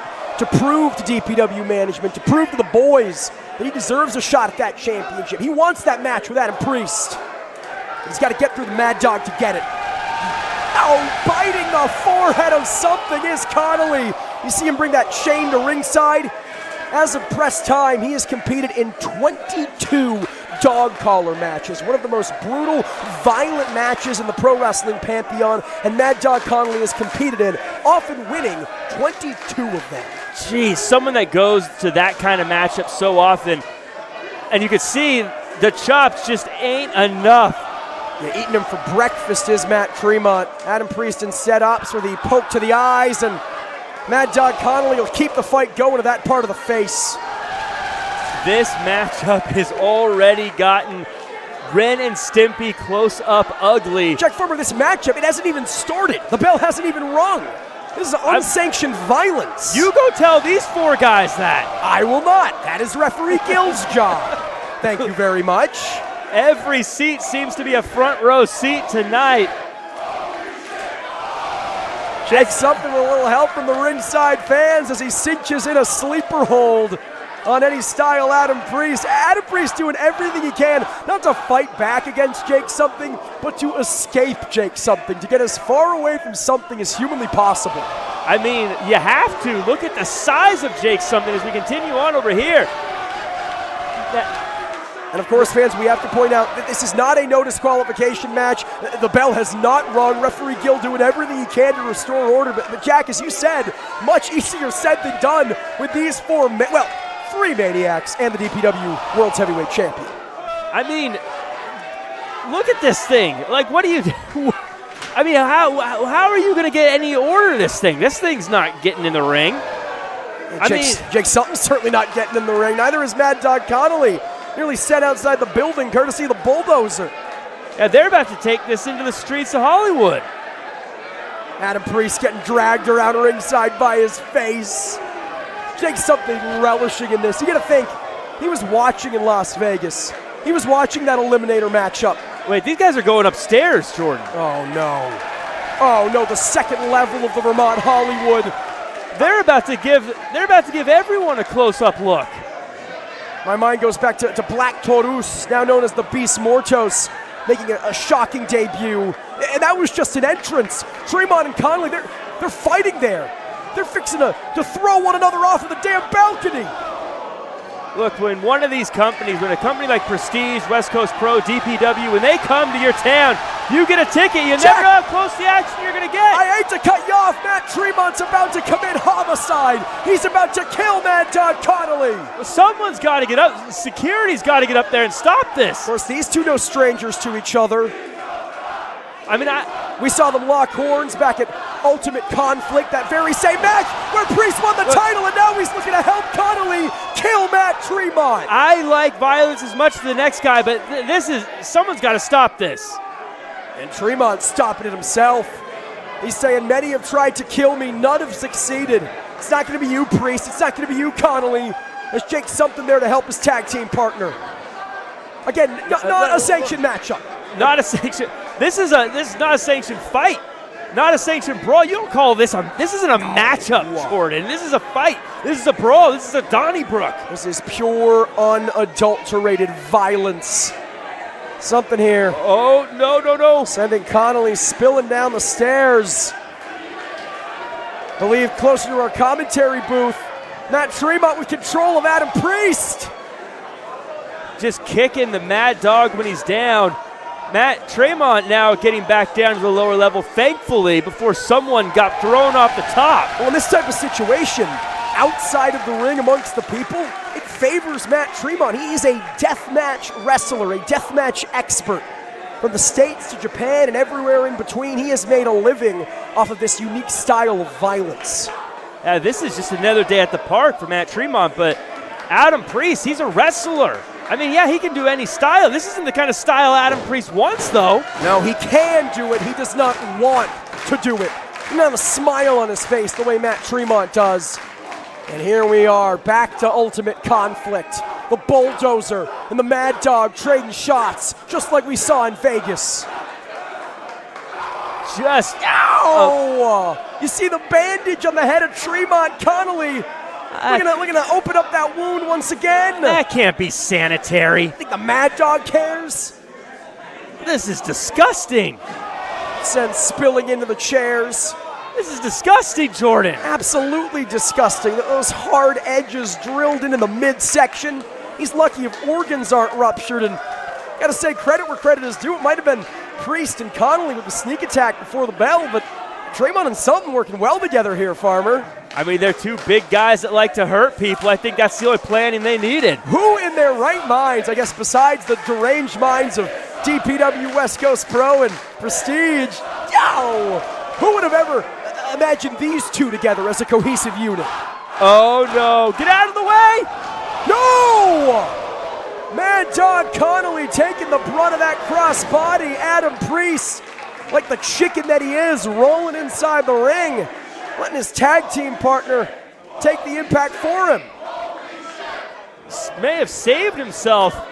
Champion saying live to fight another day. Oh, Adam Priest. Don't look behind you, pal. No. You might not like the view. No, you can't start it now, Jordan. It is the DPW World's Heavyweight Champion and the man who he took that title from without ever defeating him. Jake Something has been thinking and dreaming of this moment for months, and now it finally comes to fruition in the ring. A sanctioned match with Adam Priest, sending him outside of it. The unstoppable force of Jake Something just hit a very movable object in Adam Priest. No way, Something looking to fly. Jesus Christ, man. Just a jumbo jet crashing down. This is Deadlock. And Adam Priest in a really bad way, Jack Farmer. If Tremont and Something have their way, he might be forced to relinquish that title much like Jake. And there the crossbody lands to Priest, maybe taking out his own tag team partner in the process. And that shows how crazy Jake Something is. He knew he was going to take some of the damage there, didn't care as long as he kept Adam Priest in harm's way. That's how much he wants to win this matchup. That's how much he wants violence and pain to be inflicted on Adam Priest. You got to think, Farmer, it's not just about the gold. It's also Jake Something feeling disrespected, saying, how dare you, Adam Priest? How dare you walk around with my world's heavyweight title? It's a bit like the jock getting caught with the bully's girlfriend, and the bully here to do some damage. Jake Something going back up top. Yeah, but Mad Dog Connelly cutting him off, and that's the only opening Adam Priest needed. Gorgeous drop kick. Something's in a bad way here. You know what they say, Farmer? The bigger you are, the harder you fall. And Something's looking to fall. Well, sometimes the pace change is what you need. Adam Priest doing just that, bringing this back into the ring as a wrestling match and not a wild brawl. Now, come on. Hurricane Rana, but something just too big, something just too powerful. Catching Priest in the avalanche. No! Priest reverses again. This guy's unreal. Adam Priest, jarring but good. Big Top splash. Rope splash. No, only a 2. The first cover of the match. Unbelievable, right? After all the violence we've seen. In comes Tremont here, looking to save things for his partner. STO! What a headbutt! Flying headbutt there for the Mad Dog, wiping out the bulldozer. Using his body like a weapon. Tremont and Connelly. Big time slam into the void there. Into the void from Jake Something, but left the opening for Adam Priest to lose his steam. Well, can you blame him after what we've seen on the outside just getting to this point? The fact that these 4 men are still in this thing is baffling to me. How they haven't been rattled. I mean, I got to give credit to Eddie Style, Adam Priest, right? Talk about his cowardice all we want. There's a reason why Bryan Danielson called him the greatest independent wrestler in the world today. The fact that he's able to survive this, the fact that he's still able to land offense in a match like this with these 3 monsters speaks to that. Adam Priest going for a tag, went to the wrong way for a second, and now he's stuck in the ring with the last person he wants to be in the ring with. Well, something gets the tag, and so does Priest. These two are on a collision course, Jack Farmer. Plain and simple. Matt Tremont and Mad Dog Connelly want war. They will not rest until the other is dead and buried. Headbutts in stereo. Two guys that if they weren't 5 minutes remaining. Two guys that if they weren't paid to be fighting, they'd probably be doing it for free. There you see Priest ducking the shots from something, 5 using minutes that gone, short 5 stature minutes to his gone. advantage, but caught in the goozle. No. Uppercut to the shoulder of Jake Something, perhaps preying on that previously injured bicep, and an enziguri kick accidentally connects with his tag team partner. Something and Priest both sent spilling to the outside. Uh-oh, this could be it. Death Valley Driver, DVD means 1, 2, 3.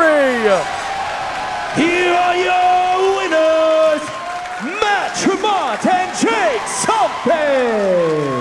You know, Jack Farmer, the match was all of what?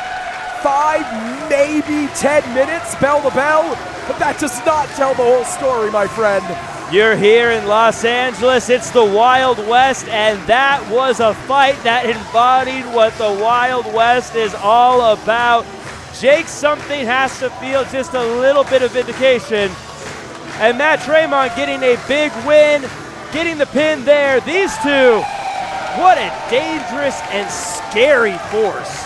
Yeah, you gotta think we have not seen the last of Tremont and Connelly. We have certainly not seen the last of Something and Adam Priest. As he gestures towards him, he wants his belt back. And speaking of belts, up next, Jack Farmer, Alan Angels. Hold on.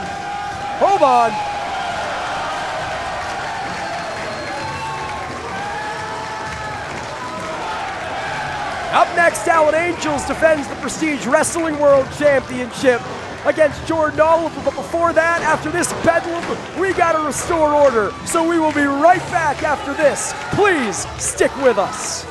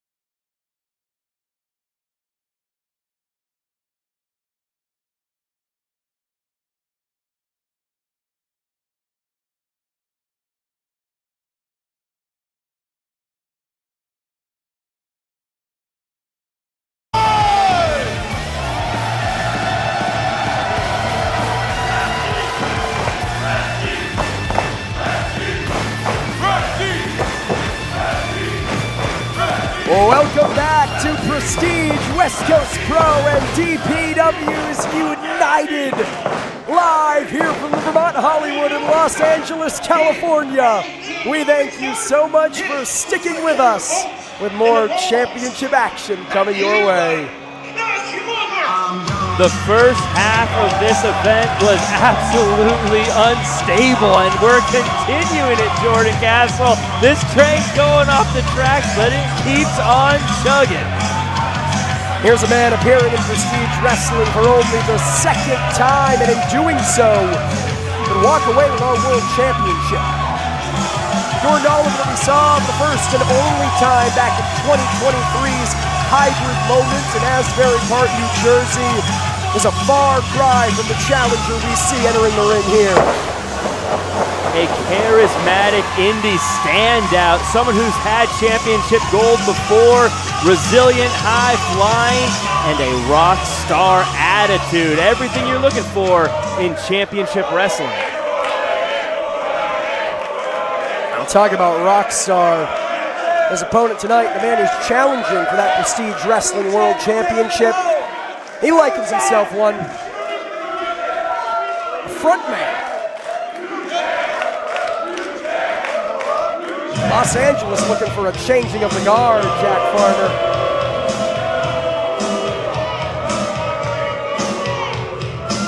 Well, you want to talk about someone, you want to talk about a champion. That means you want to talk about the manipulative, rule-bending opportunist with a chip on his shoulder. Alan Angels, an individual you can love, you can hate, but at the end of the day, he gets the dubs, and that's what pro wrestling is all about. Marching to ringside with his entrance mask adorned in multiple eyes. It's evocative of a biblically accurate angel.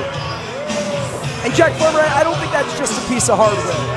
I don't think that's just a funky, fresh thing for Alan Angels to wear to ringside. I think it is emblematic of a shift in attitude since Judas Icarus and Travis Williams turned their back on the world champion. Since Sinner and Saint dissolved the noise and said we're through with the BS, Alan Angels has gotten darker, he's gotten a greater edge, and he's gotten more used to doing absolutely anything it takes to defeat men like Jordan Oliver to retain that championship.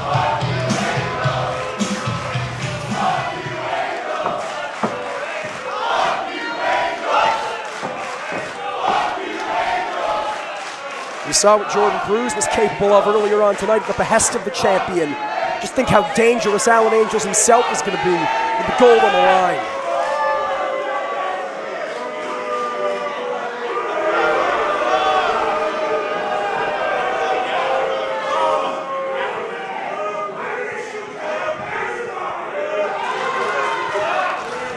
The following contest is scheduled for one fall with a 30-minute time limit. And it is for the Prestige Wrestling World Championship. Introducing first, the challenger to my left. Fighting out of Newburgh, New York. He is the Distance Jordan Oliver.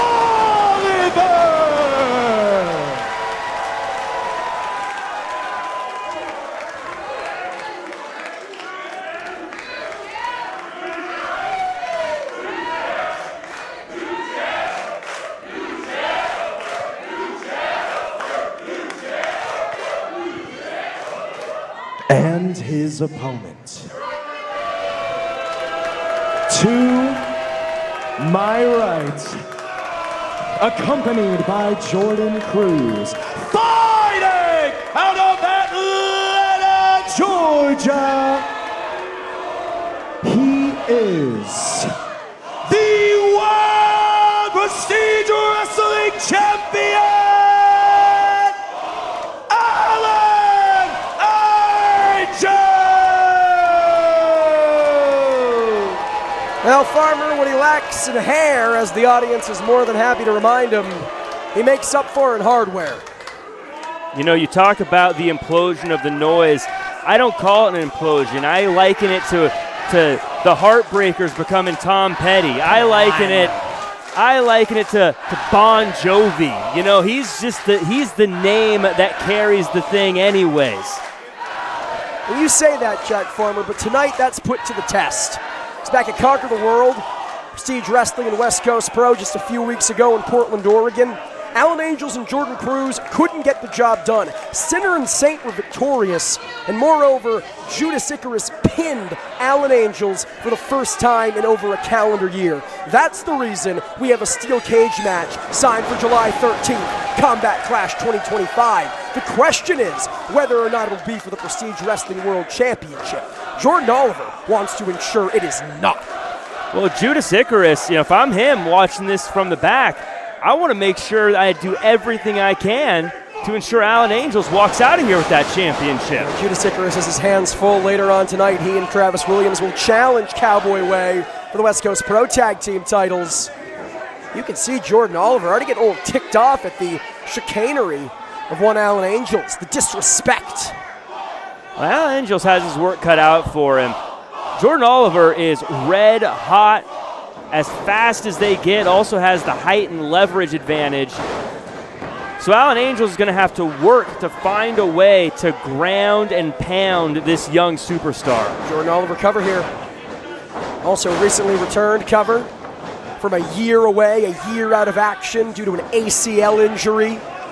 Many might say that would lead to ring rust, but I think in Jordan Oliver's case, it only makes him more determined, more focused, and more hungry than he's ever been. Yeah, now that he knows how quickly it could all get taken away from him, I think he now knows he needs to do everything he can to get as much success as possible, as early as possible. On. Jordan Cruz with the distraction, leaving the opening for Alan Angels.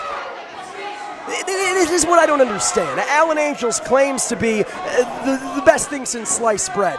Claims to be the greatest champion Prestige Wrestling has ever seen. Yet he needs Jordan Cruz. It's fair. He needs Jordan Cruz to even the odds, to distract his opponents. He doesn't need Jordan Cruz. Jordan Cruz just happens to be out there because they have a business relationship.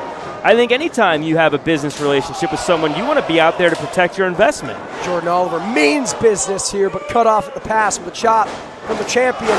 Gorgeous drop kick. Look at the elevation. Look at the precision from the challenger, Jordan Oliver. This isn't where you want to be if you're Alan Angels. Oh, that is where you want to be if you're Alan Angels. In perfect position for Jordan Cruz to pull you out of the ring. The best champions are the ones that know how to think ahead. It's just like playing chess. You have to know the next move. And having someone like Jordan Cruz on the outside helps you think ahead. Let me ask you this. Is it Alan Angels thinking ahead, or is it Jordan Cruz thinking ahead? Jordan Cruz using his brains. Hold on here. Jordan Oliver, saw it coming. Flapjack to Alan Angels, plants him face first on the apron. And that is so impressive of Jordan Oliver. Wise beyond his years to see Alan Angels coming despite the distraction of Jordan Cruz. And there you see it again. Jordan on Jordan violence here. Oliver with half a mind to crack Jordan Cruz with the title. And what is... Well, Oliver... What's Oliver... Referee Sparky Ballard, he sees the championship in the hand of Cruz, and he says, "You're out of here." The underhanded tactics of Jordan Oliver getting Jordan Cruz ejected from this matchup. Are you serious, pal? Jordan Cruz did not use the championship there, did not use that belt. It's sickening the way Jordan Cruz isn't able to be out there for his business associate.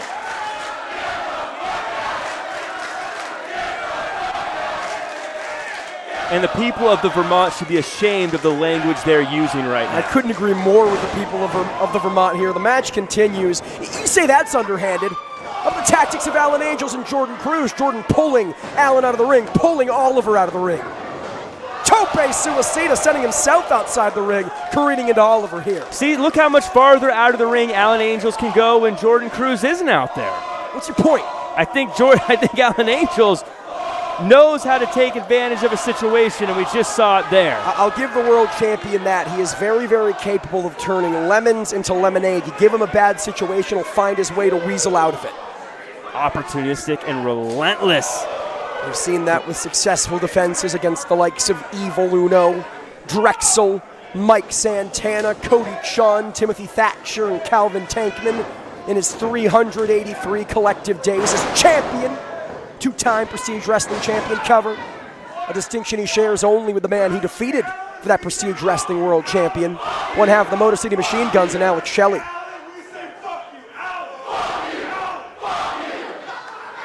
Look at the smile on the face of Alan Angels, Jack. Many competitors would be thrown off by this type of vitriol. Not Alan Angels. He feeds off of it. Well, he's someone, he doesn't let the crowd shake him up, regardless of where he is or what they're chanting. And that's because 25 minutes remaining, 25 minutes remaining. And that's because he knows how good he is. He has his game plan and he executes it. Northern Light suplex, only a 2. And he executes it. He doesn't care that what he does ruffles feathers. He's here to be a champion. He's here to be the best. Sometimes you ruffle feathers. You know who else ruffled feathers? Michael Jordan. Oh my God. Tom Brady. Come on. Babe Ruth, I'm sure 100 years ago, was ruffling feathers. Yeah, That's what the very best do. They all had hair. Alan Angels looking for the Angels' wings here. Arms butterflied, but Jordan Oliver using that size advantage to sandbag himself. Remain on the canvas. Smart maneuver from Jordan Oliver. Back body drop there, using that height. And you can see Oliver trying to find a way back in this thing. What does Jordan have to do here, Farmer? Well, he has to embrace the crowd that's going against the champion. Jordan Oliver lives off of that emotion of the crowd to bring that high octane offense. DDT. Cover here. Excuse me. No. Alan Angels going for the knockout blow, going for the kill, showing that he's not here to get paid by the hour. He's here to get that win. Too early, though, for him to catch Jordan Oliver with it. And I think in many ways Alan Angels probably saw that coming, knew he wasn't going to be able to hit the Halo strike, but used it to sucker Jordan Oliver in for the DDT and set him up for this. Headlock cinched in as he rakes the eyes behind the eyes of referee Sparky Ballard. Excellent call from referee Sparky Ballard, getting Jordan Cruz out of this match. I have to point to it. Terrific officiating. Jordan Oliver, not someone who wants to make this a brawling contest. Jordan Oliver's going to want to get this thing moving fast, and he's going to want to try to get this thing airborne. But Alan Angels, I think, understands that's the strategy, not allowing Jordan Oliver to do that. Alan Angels trying to take Jordan Oliver airborne. Instead, it's Oliver landing the suplex. But he's got to go for the cover. You see these offensive maneuvers taking so much out of Jordan Oliver, he's unable to follow up. He's unable to make the pin. Jordan Oliver, someone who just has such a deep gas tank. Even after the injury, seems to be someone who can continue to keep on moving. Nice hip toss there from Jordan Oliver. Keep on moving indeed. Alan Angels shoots him off the ropes. And caught him mid-air with a nice sidewalk slam from Jordan Oliver. I got to give Jordan Oliver a lot of credit for that heads-up play to turn that around into a great offensive maneuver. And now cinching in the torture crab, center of the ring. Sitting down on the spine of Alan Angels. This has got to be agony for the world champion. He needs the break here. Fighting, crawling, the upper body strength of the champion, getting him to that bottom rope, saving the championship. Alan Angels might be bald, he might be short, but he's not lacking in power, Jack. He does have a lot of strength. As someone who has been pile-driven by the Prestige Wrestling World Champion, he's a very powerful competitor. Well, you know, the way you talk about him. Come on. Jordan Oliver now maybe setting up for the clout cutter here. Softening Alan Angels up in the corner, perhaps thinking, acid bomb? Now it's Alan Angels sandbagging, using that body weight to maintain his position on the canvas. Shoot Jordan Oliver into the corner. Alan Angels, I think, trying to reevaluate what his game plan is. Reevaluating getting a foot in the face. He's going to be reevaluating his dental plan after that as Jordan Oliver perches him on the top. There you see it, setting up for the acid bomb. But Alan Angels saw it coming. Nice evasion there by the champion. Beautiful reversal by the champion. Variation on the backstabber there. Instead of the knees, using the feet. Alan Angel's entire body weight sent into the spine of Jordan Oliver. Able to slingshot. Acid bomb! Acid bomb there in the corner. This could be it. No. That is how quick Jordan Oliver can land an offensive maneuver, a game ender like the acid bomb. Jack Farmer, from where I sit, we were seconds away from a new champion. I think from where everyone sits, we are very close to having a new champion. Even Alan Angels has to be thinking to himself, he's very lucky that he still has that championship. And Jordan Oliver has to be thinking, how am I going to get that championship and close the deal if Alan Angels is able to kick out of the acid bomb? Oliver off the ropes. Yakuza kick to the back. Nothing fancy about that, but very effective. A little bit of fancy from Alan Angels here, transitioning effortlessly into the Halo stretch. Has won countless championship matches by tapping out or making his opponents pass out to this submission maneuver. Champion's advantage, pulls on the hair, doesn't care that the referee sees it even, because he knows that even if he gets DQ'd, Shoulders he keeps that down, championship. Oliver very, very wise to use that tall, powerful frame to get the shoulders of the champion down, force him to break up the submission hold so he can get the shoulders up. You know, this is the point in the match where formerly Sinner and Sane, if they hadn't turned their back on Alan Angels, now Jordan Cruz, if he hadn't been ejected by the official, might have made their presence felt. Alan Angels is by himself here. As much guff as I talk, I mean, this is a real test for the champion if he can truly do this alone. I agree. It's unfortunate that the referee has impacted the match as much as they have, but Alan Angels, a fighting champion, continues on. I hope we have to wait another year until we do this again, Jack Farmer. Alan Angels staying on top of Jordan Oliver. Half and half, perhaps. Jordan Oliver sees it coming. Yakuza kick once again. This time Angels saw it coming, and a chop across the chest. Alan Angels, a great striker in his own right. But Jordan Oliver with a huge overhand chop, perhaps adding a tattoo to the Kraken on Angel's chest. This time the suplex lands. Both these guys look like they're trying to find a way to put this one away quick. Well, that'll do it. Yakuza kick in midair. Angels was going for the springboard moonsault, making a boot full of Oliver. Followed up with a big sit-out. Shoulders down. No. What a lethal combination, that Yakuza kick to an upside-down Alan Angels into a powerbomb. And not only that, Jack Farmer, out of seemingly nowhere, Alan Angels in control of the contest, and precise, accurate movements from Jordan Oliver not only saved this match, nearly won him the championship. For people who haven't seen someone like Jordan Oliver before, you're starting to see why so much buzz has been around this young man. As you mentioned, the pinpoint accuracy, the speed, the maneuvers he's doing here shows why he is in a position that he is in and has this championship opportunity. Alan Angels in a position he does not want to be in here, Jack Farmer, on the apron as Jordan Oliver perhaps sets up for another bomb. And this isn't a good spot for either of these guys. Obviously, Alan Angels, if he gets dropped here, that's going to do a lot of damage, but this is on the outside. This doesn't help. This doesn't help Jordan Oliver much at all. It speaks to the fighting spirit of Jordan Oliver. Missed a year of competition due to that ACL injury and is still putting himself in these type of precarious positions. That is how much this championship match means to Jordan Oliver. Well, they don't hand out championship matches to anybody. I think Jordan Oliver knows that if he doesn't put this one away, it might be a long time before he gets another opportunity. Angels spitting in the face of Jordan Oliver. Another half and half, spiking the challenger on his neck. Go ahead, justify that, Jack Farmer. I thought that was a beautiful suplex there. I think he did an incredible job. You know what I mean. Frog splash, but Oliver gets the knees up, shoulders down. No wasted motion, but only a 2. And now right back to that torture crab. Nowhere for Alan Angels to go.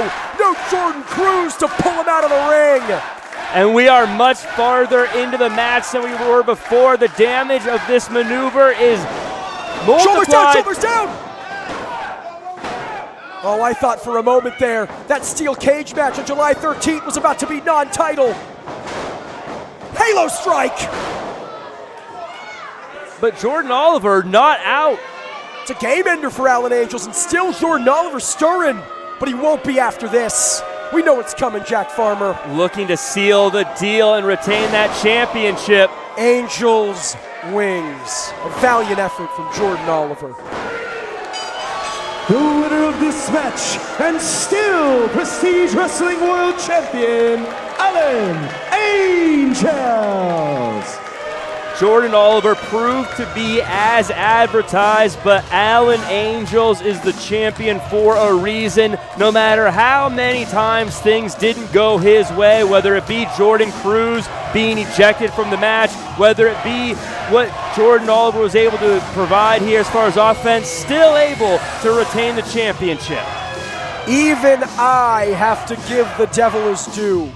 Once Jordan Cruz was ejected, he stayed in the back, and as much as it pains me to admit, Alan Angels did this all by himself. And you know what this means, Jack Farmer?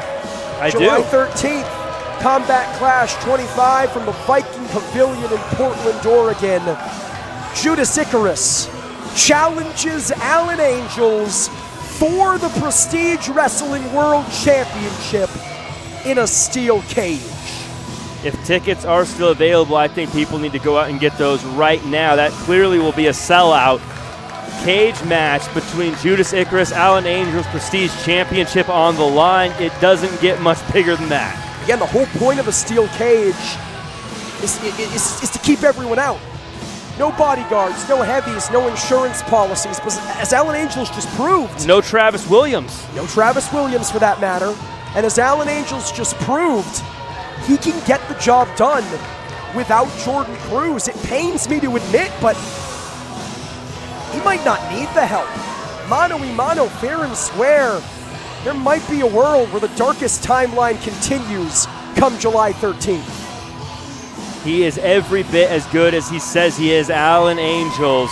And every time you think you've got a plan to beat him, he's already got a plan to beat you. We'll talk about July 13th, the Viking Pavilion in Portland, Oregon, Combat Clash 2025.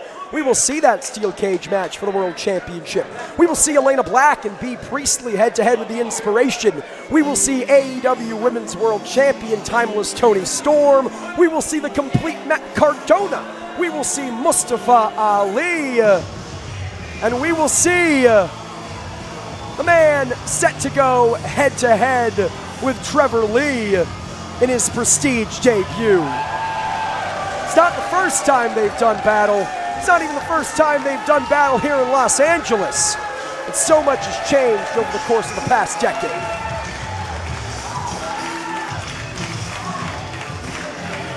The following contest is scheduled for one fall with a 20-minute time limit.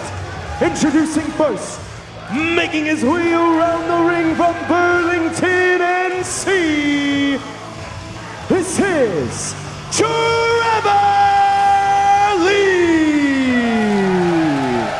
A gritty, explosive Carolina brawler who is very hungry to continue to reclaim his place here in independent wrestling, as he has taken a tour beating many greats and looks to continue that run here tonight.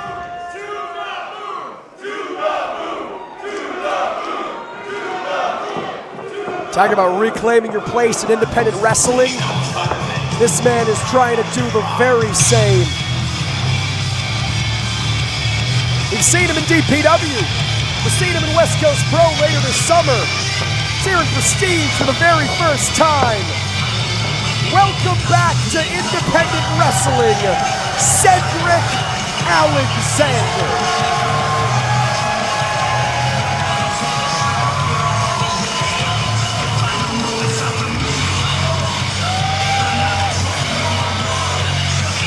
A veteran high flyer, a cruiserweight champion. His opponent from Charlotte, North Carolina, PRYME Prime, Cedric Alexander.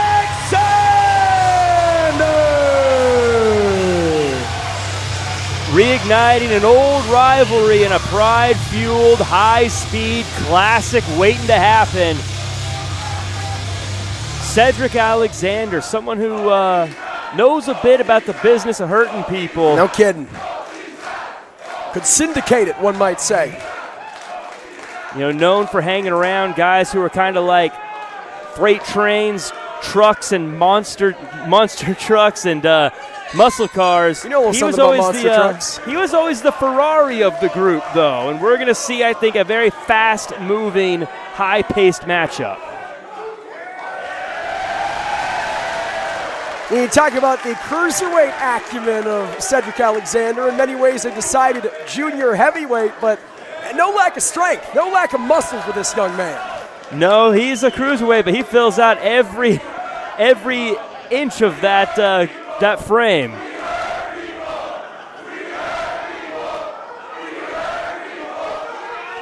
As you hear the folks here in the Vermont, they're looking for someone to get hurt.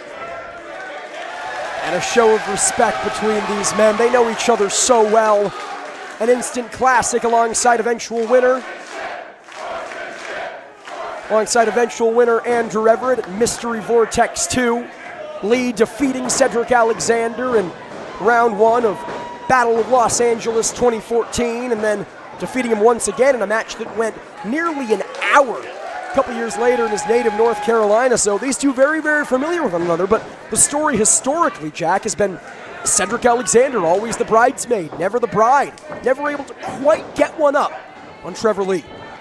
Well, it's been a long time since they last had their last one-on-one. Things have changed. A lot has changed between these two, and I know they both want to walk away with the win here today, but what I'm looking at is both of these guys can go the distance. We've heard our time limits shouted out throughout each of the matches we've been fortunate enough to watch, and I have a feeling these two might push the time limit here. And putting you in the hot seat, Farmer, you're talking about both of these men, their time under the bright lights. Cedric Alexander, a former tag team champion and cruiserweight champion. Trevor Lee, a former $1 million champion and North American champion. Who do you think has grown enough? Who do you think has grown so much so that you would give them the advantage in this rematch? It's a very difficult one to call. Both of these guys have grown so much and changed so much over the past 10 years. But if I'm going to give this to anybody, I give it to Trevor Lee. And I give it to Trevor Lee because he is, as I said before, gritty. Shoulders down. Trevor Lee might win it right here. No. I think he's gritty. He's a brawler. I think he's someone that when the rubber meets the road and things get nasty and the sportsmanship gets thrown out the window, he's the one that's going to do whatever it takes to get the win. And we've seen some of that grit come into play most recently at Roseland 11. Failing to capture the West Coast Pro Tag Team titles from the Crush Boys. Afterwards, lashing out alongside frenemy and tag team partner Andrew Everett, really taking his frustrations out on a man he's known for nearly 2 decades. It's a new side of Trevor Lee, but it's a side that's very familiar to fans who have been following him for a very long time. Well, and people who have been following for a long time know that he's been doing this for a long time.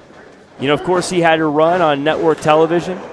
He had a run under the brightest of lights, but he had been doing a lot of wrestling before then as well, and he's been able to be successful at all levels. And it seems like a decided anti-vegan menu here for Cedric Alexander off the ropes. Hurricane Rana, but a cartwheel elevation from Trevor Lee. He's got moves, he's got quickness, gonna need it here to kick out. No. Back suplex, but again Lee lands on his feet. Pulls him up. Looking for the cave-in, but Alexander saw it coming. Cedric Alexander, very smart, very fast, very strong. He's someone, when you add up the attributes of what it takes to build a pro wrestler, he has high stats in every single faculty. Jack Farmer, I don't want to be presumptuous, but I think we're in store for a good one here, my friend. I got a feeling this one is going to be a very good one, because this thing just getting started, and already we're seeing just how far these two individuals will get pushed. You see Alexander taking his time. Again, an explosive, high-octane athlete is Cedric Alexander, but knows that this match, as you said, could go the distance. It has before, nearly an hour against Trevor Lee. He wants to maintain that gas tank. He wants to make sure he doesn't run out of cardio before the going gets tough. Well, yeah, that's a veteran. You know, as we've talked about many times this evening, there's People who are newer, they get rushed in. They let the adrenaline get the best of them. They let the bright lights get the best of them. The loud crowd get the best of them. These guys, as you see, they're not even letting great wrestling get the best of them. And really, look, we've seen them brawl a little bit, hit each other hard. We've seen them dive around. We've seen them now wrestle. We're getting everything in this thing. Oh, there's that nastiness we spoke about from Trevor Lee. Elbow to the mush. As impressive as he is flying around, as impressive as he is with his ground game, that nastiness of Trevor Lee gives him the edge here.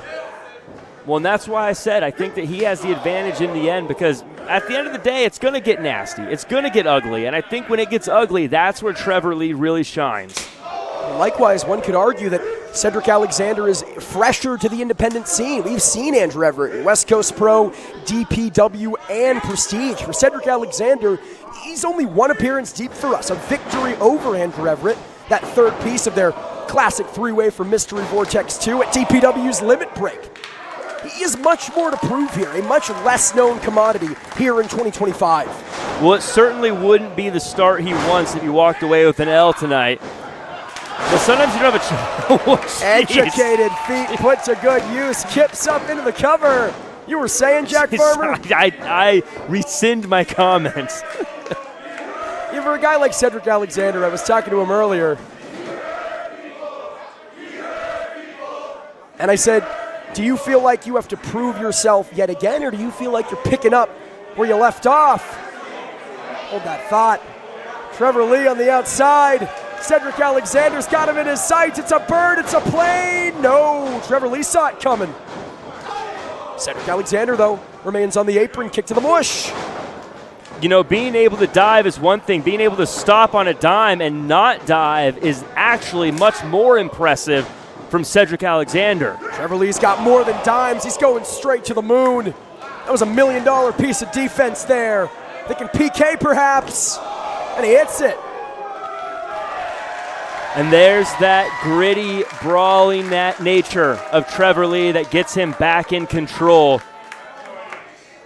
For Trevor Lee, do you rest on your laurels, Jack, having defeated Cedric Alexander twice before in these big match situations in your native North Carolina, here in California?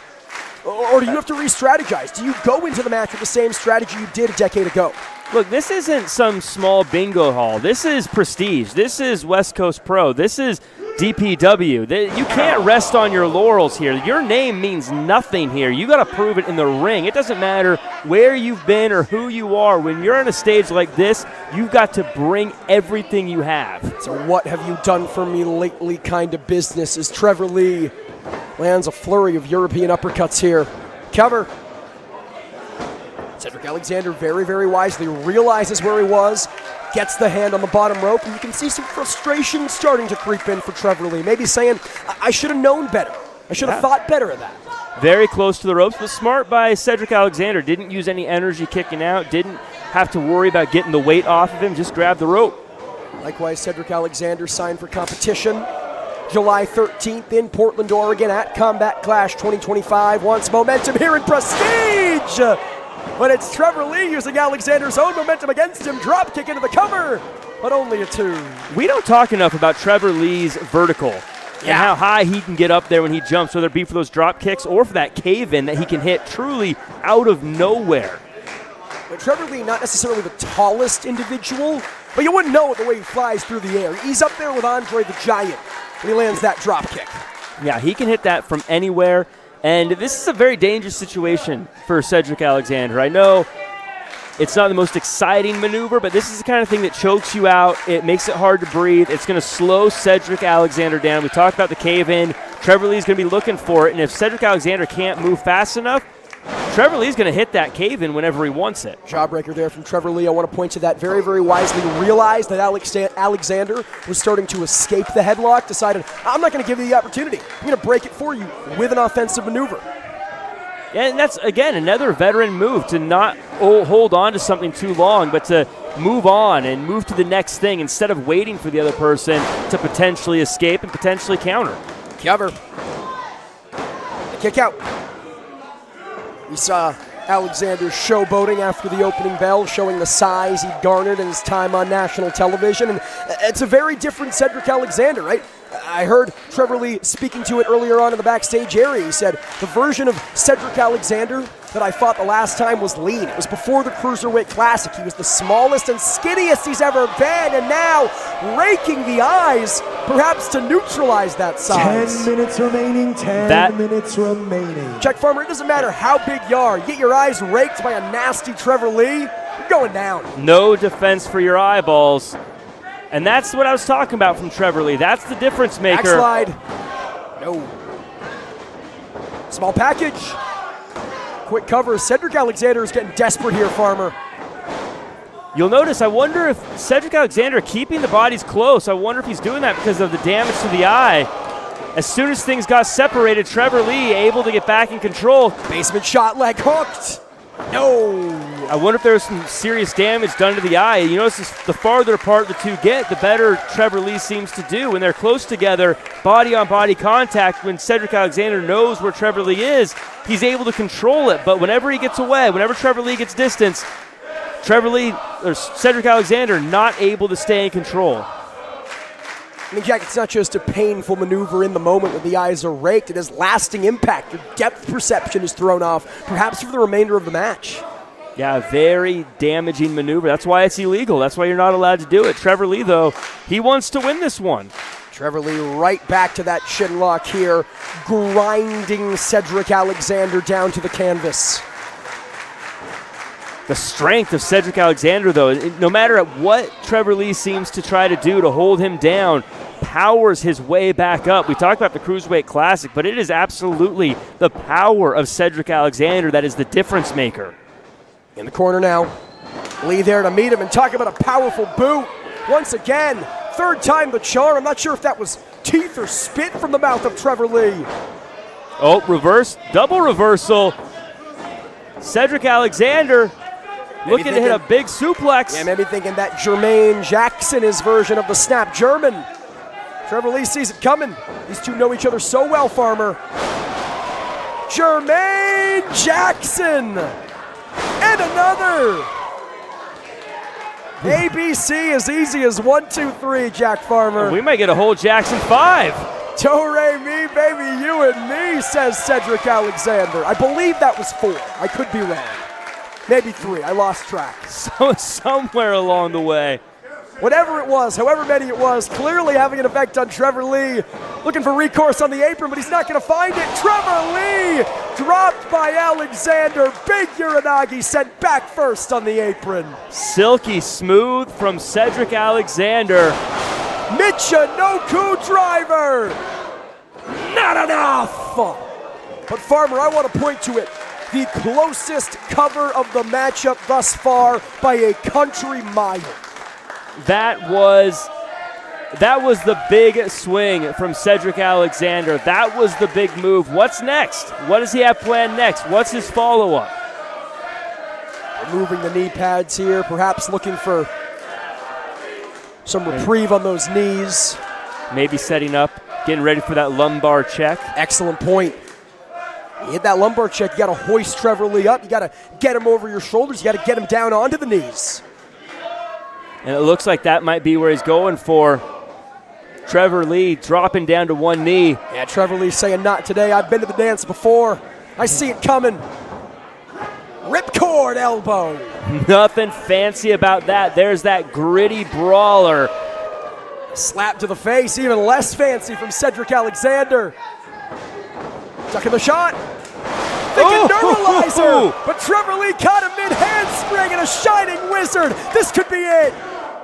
No. Not today. Again, I'm not sure if those are tears or sweat, perhaps both on the face of Trevor Lee. How devastating to hit a combo like that and not be able to get away with a victory. And Trevor Lee has been very, very clear about it. Since losing his last job in professional wrestling, it's been a very emotional few months for Trevor Lee. A victory here tonight over Cedric Alexander. It's not just about the pay window for this young man. Oh yeah, you want to prove all the people wrong. You want to prove everyone that doubted you wrong. You want to show them that they made the mistake. And Trevor Lee's on a mission to do just that, and he might be able to do that with this. I think he made a mistake there trying to muscle Cedric Alexander up. Escaping the suplex. Control of the leg. Enziguri from Cedric. Tell you what, he's put on that size. He has not lost the speed. He's not lost the quickness, Farmer. But Trevor Lee with some of his own. Popping him up. Oh, my God.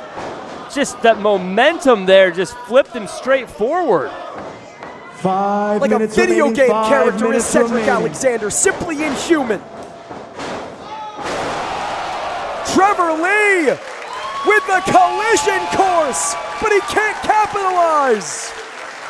Too much damage. If he could just get his leg even up over Cedric Alexander, it could be a game changer, but I think he's just too drained after everything he's been through. Both of these men absolutely tuckered out here. You gotta think, Farmer, who's ever able to get back up to their feet first, they got the advantage. The match is theirs to lose. If Trevor Lee can just grab onto those ropes, use them to pull himself up, he may have the advantage. He just needs to gut it out. But Cedric Alexander sees it, looks to be trying to stop him and holding on to him. Cedric Alexander's entrance music, his former entrance music, I should say, says, "In the dark, I feel at home." And he's in a very, very dark place. Trevor Lee back up to his feet, raining down shots on him. 4 minutes remaining, 4 minutes remaining.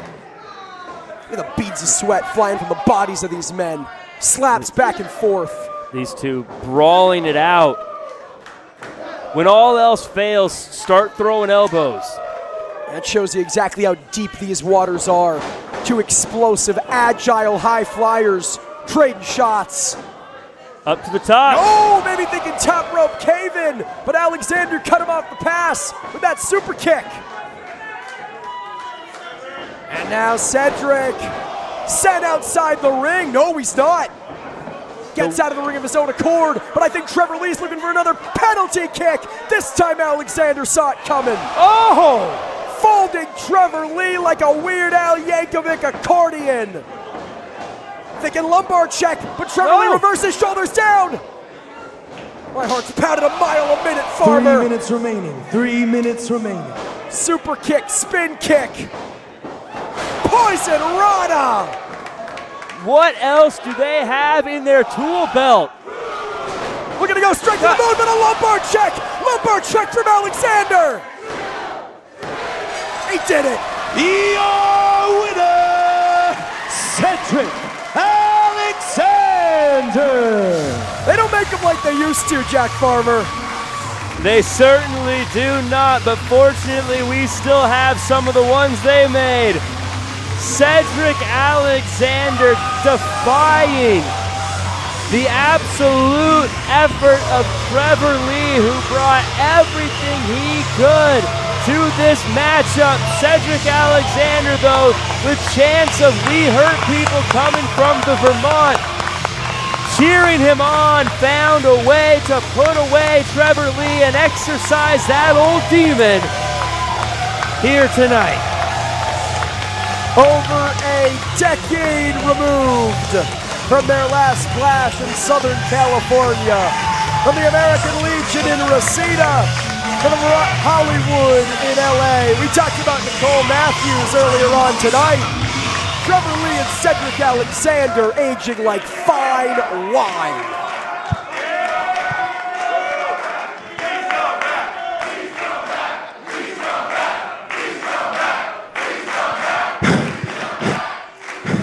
You know, it's funny that you say that. Please come back, right? Well, I looked at my schedule, my busy schedule, and on July 26th, I'll be back in Prestige Wrestling.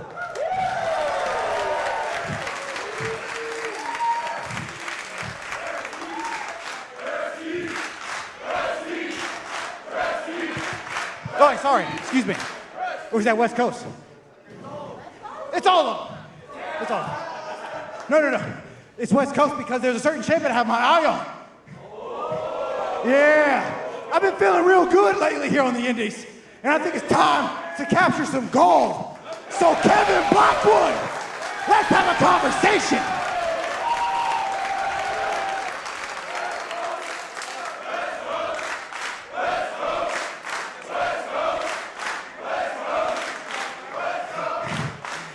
Oh, there he is. There he is. Oh, boy. Come on in, champ. Oh, yeah. Just because I haven't been on the Indies in a while doesn't mean I'm not aware of who you are.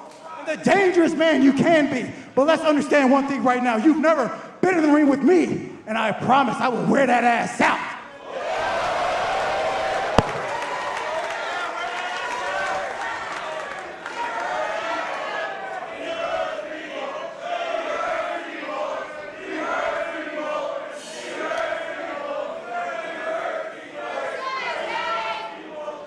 Cedric, listen. I've wanted a match with you since the second you came back to this world. But I'll tell you what. Your friend Trevor Lee is one of the best wrestlers in the world. And he stepped to me twice, and I put him down twice. And I believe I can do the same with you. I believe I can do the same with you in one night. So if you want a shot at this, I'll accept your challenge if you accept mine. Kevin Blackwood, Cedric Alexander, West Coast Pro Heavyweight Championship, 2 out of 3 falls.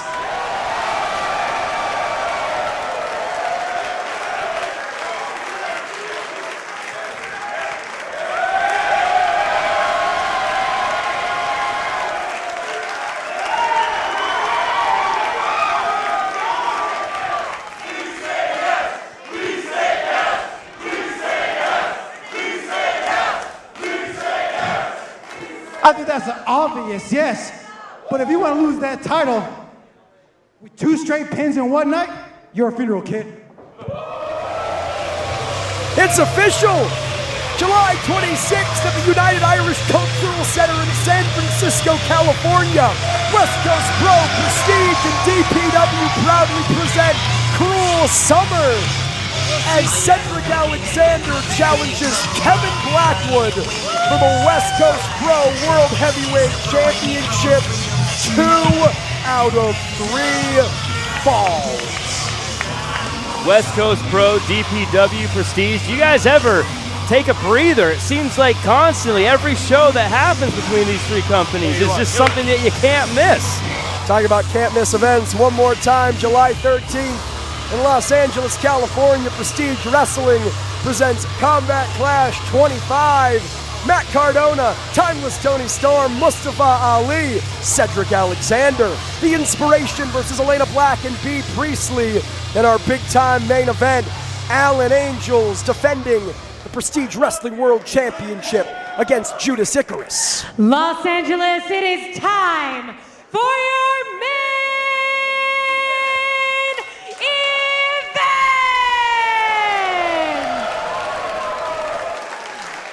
The following contest is scheduled for 1 fall, and it is for the West Coast Pro World Tag Team Championships!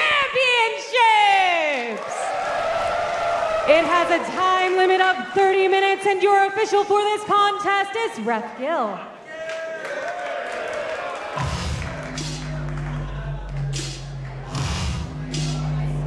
Question is, Jack Farmer, will Judas Icarus be heading into Combat Clash 25 as 1/2 of the West Coast Pro Tag Team Champions? Tonight, he and Travis Williams look to make that a reality. These 2 are the embodiment of technical precision. They are masters of turning chaos into victory. But there's so much baggage surrounding these 2 right now, whether it be Alan Angels, whether it be the future championship opportunity for Judas Icarus. I wonder if they're going to be able to focus on the present, focus on the now, and focus on the very difficult task ahead of them in the Cowboy way. Listen, these 2 are professionals. I'm not just saying that because it's the nickname of one Travis Williams. They know how to keep their head on a swivel. Oftentimes you think tunnel vision is a bad thing in professional wrestling. In this case, I think that's exactly what these men need, and I believe they're capable of it. As I say, they are the literal eye of the storm. No matter how much chaos surrounds them, they seem to find the calm and find a way to take advantage. But they are facing a very large storm tonight. You ever think we'd see the day that Sinner and Saint step into the Vermont Hollywood as fan favorites? S's thrown up, the capacity crowd here in the Vermont.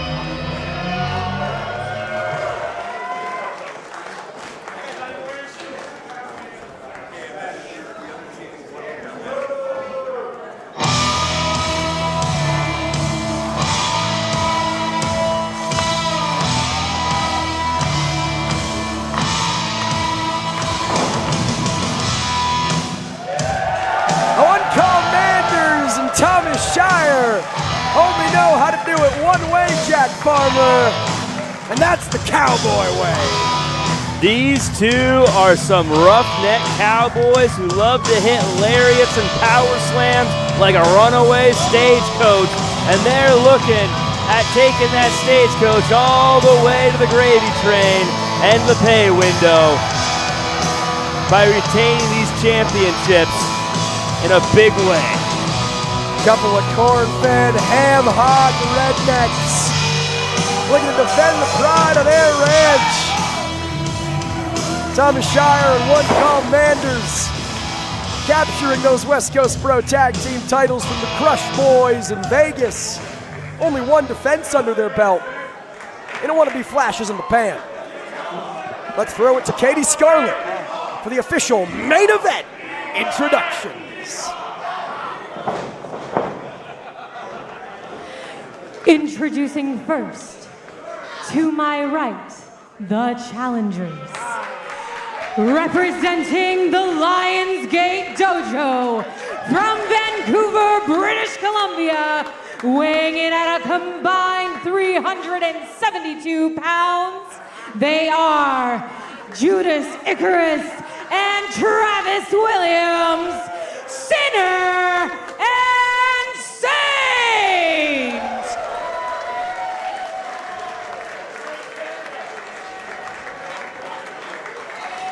And to my left, the champions from the great states of Iowa and Texas, weighing in at a combined 512 pounds, they are the WXW Unified World Wrestling Champion, the boss of the plains, one called Manders, and Tombstone Thomas Shire. They are your West Coast Pro World Tag Team Champions, the Cowboy Way!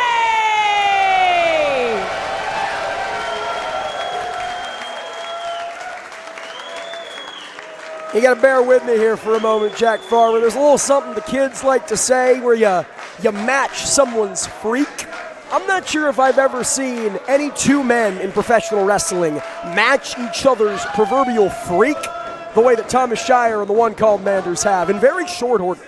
Well, you know, one of the things about commentary is finding interesting ways to say things, and let me tell you, matching one's freak is one way to do that, Jordan. I mean, these two, they're old school, no-nonsense cowboys. You know, Manders brings that brute Iowa power. Shire brings that classic grappling grit. You know, they're smash-mouth brawlers. You're right, they both are. And, you know, I'm sure they're going to look to try to isolate someone, do some classic tag team wrestling. But if you're Sinner and Saint, who do you isolate? Who do you try to pick on between these two? I feel like it's whoever you can get off their feet first. Again, one called Manders and Thomas Shire, so similar, so evenly matched. What the other lacks, the other makes up for. Travis Williams and Judas Icarus, there's not a chink in the armor of Cowboy Way. It is simply the first opening you can find as Travis Williams looks to try his hand, the Bull Thomas Shire. Cowboy Way looked like they'd be comfortable being linemen on any football team. One called Manders with gridiron experience in his own right. And you know, it looks like Thomas Shire not taking Travis Williams very seriously here. I think that might not be a smart move. Listen, for the one called Manders and Thomas Shire to dethrone the Crush Boys, that tells you everything you need to know. Two men, both as singles wrestlers, former West Coast Pro World Heavyweight Champions, and tag team wrestlers, the West Coast Pro Tag Team Champions before being dethroned by Cowboy Way, who are synonymous with this organization. Cover here.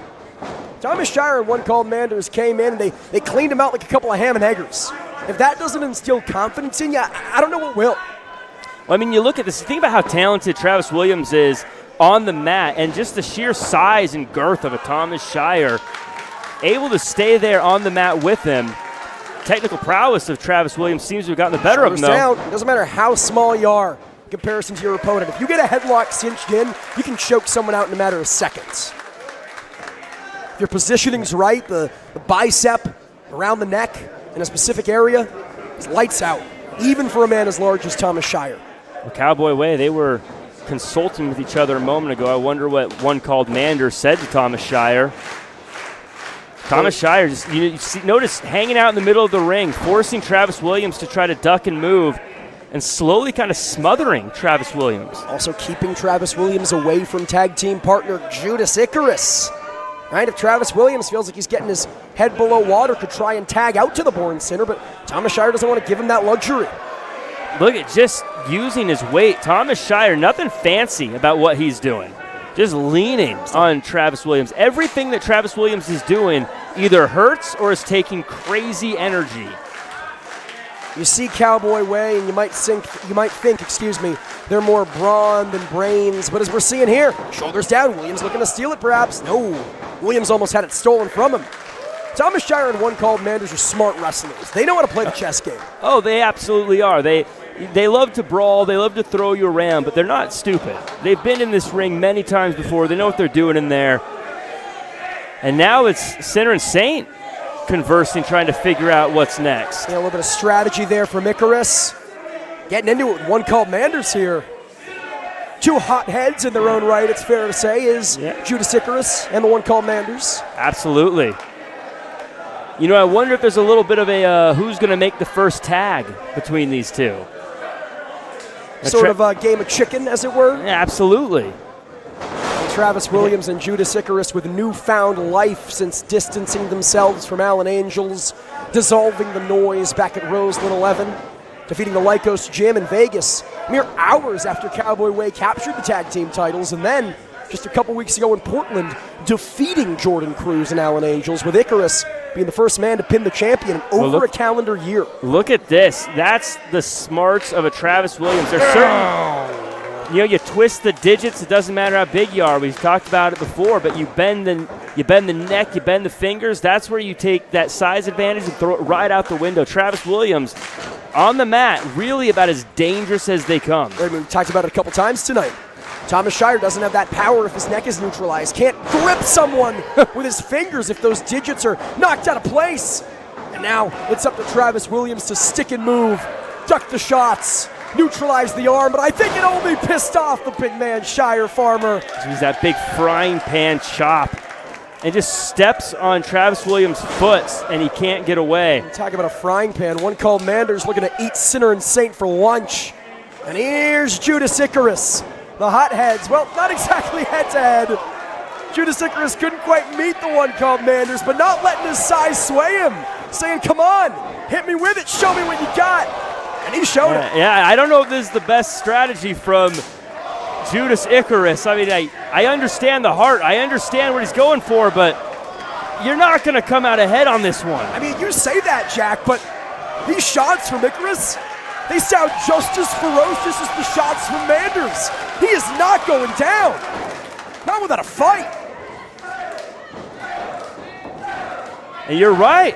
Removing the arm sleeve. Finding a way to take down the one called Manders. Flurry of forearms takes the one called Manders to his knees, and he's biting him. Oh. Manders with a pork meal. 5 minutes eating the long, piggly 5 wigglies of minutes Judas long. Icarus. That's just gross. And now chopping the foot. And that's the risk of not wearing shoes. That's the risk of having those digits exposed. It is a double-edged sword for Judas Icarus. In many ways, makes him that much more dexterous, but also leaves it open for this type of offense. I want to point out, one called Manders chopping the foot of Judas Icarus. That is his entire body weight drilled into a limb that Judas Icarus needs to stand. Forget offense, forget defense, to stand.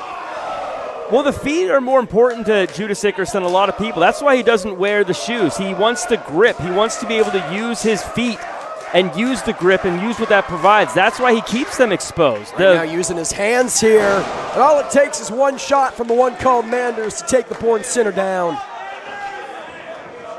One called Manders, that lineman strength here. A 10 hut, sending Icarus into Williams, but a little bit of Sinner and Saint. Everyone talks about tag team offense, but tag team defense is what Sinner and Saint sets themselves apart with. The way they are able to protect each other is something they do better than any other tag team I've ever seen. And in protecting each other, throwing the opponent off their game, Williams now control the arm of the one called Manders. It's almost like a magic trick, right? Hidden in plain sight are Travis Williams and Judas Icarus. Ducking and weaving and bobbing. Now, sleight of hand, excuse me, Jack. Yeah, working that arm, trying to take the strength away from one called Manders. Of course, we talk about their former partnership with Allen Angels. We got to point to their current partnership alongside Eric Young, the Northern Armory in TNA. Talk about a sadistic individual who knows what it takes to cut an opponent down to size, as Williams with the octopus stretch cinched in here. Well, Sinner and Saint able to take advantage and able to show. Shoulders down. Nearly won the West Coast Pro Tag Team titles there. You know what, operating very well, Sinner and Saint are. You know, coming into this one, I wasn't sure if they were going to be able to still compete at the level they were at when they had Allen Angels in their corner. They're undefeated since leaving Allen Angels. Allen Angels gave them a special edge, and they don't have him anymore at these high stress kind of matchups. That's where it makes a difference. I mean, yes, it's 2-on-2, but in a way it's still a handicap match because Sinner and Saint is missing that key component. Double chops, double the impact there from Sinner and Saint. You know, the whole reason, in many ways, that Sinner and Saint distanced themselves from Allen Angels, broke apart the noise of their own accord, was because he wasn't holding up his end of the bargain. They were helping him retain the Prestige Wrestling World Championship 2 ways to Sunday. Meanwhile, hold on here. Jeez. Talking about retaining titles, Manders getting him and Thomas Shire a hell of a lot closer to retaining the West Coast Pro Gold. Maybe thinking that big fall-away slam. Maybe thinking snake eyes. But Icarus with a headbutt to the lower back here, cutting the big man down to size in the corner. Chirping chops to the chest. It is amazing. It always amazes me calling Sinner and Saint matches how quickly they can turn the tide, how quickly they can turn the momentum in their favor. They are so good at finding just the right weakness. Well, talking about weakness. One called Manders landed it this time. 2 birds, 1 stone. And he's not done. It doesn't matter what kind of defense you have when you have someone as powerful as one called Manders to just plow right through you. And here comes Thomas Shire. And you talked earlier about Allen Angels and Judas Icarus. You got to think Allen Angels is watching on pretty happy to see Judas Icarus get pounded on by Thomas Shire right now. Yeah, Thomas Shire and the one called Manders, by no means willing associates of Allen Angels, but in many ways doing his dirty work, softening Judas Icarus up, heading into that cage match, if unwillingly. I mean, was it a foolish thing for Judas Icarus to do, to get into a matchup like this? Back to the foot. We saw Manders chop that exposed foot earlier, and now Thomas Shire digging it, digging the knuckles and the thumbs into that exposed foot.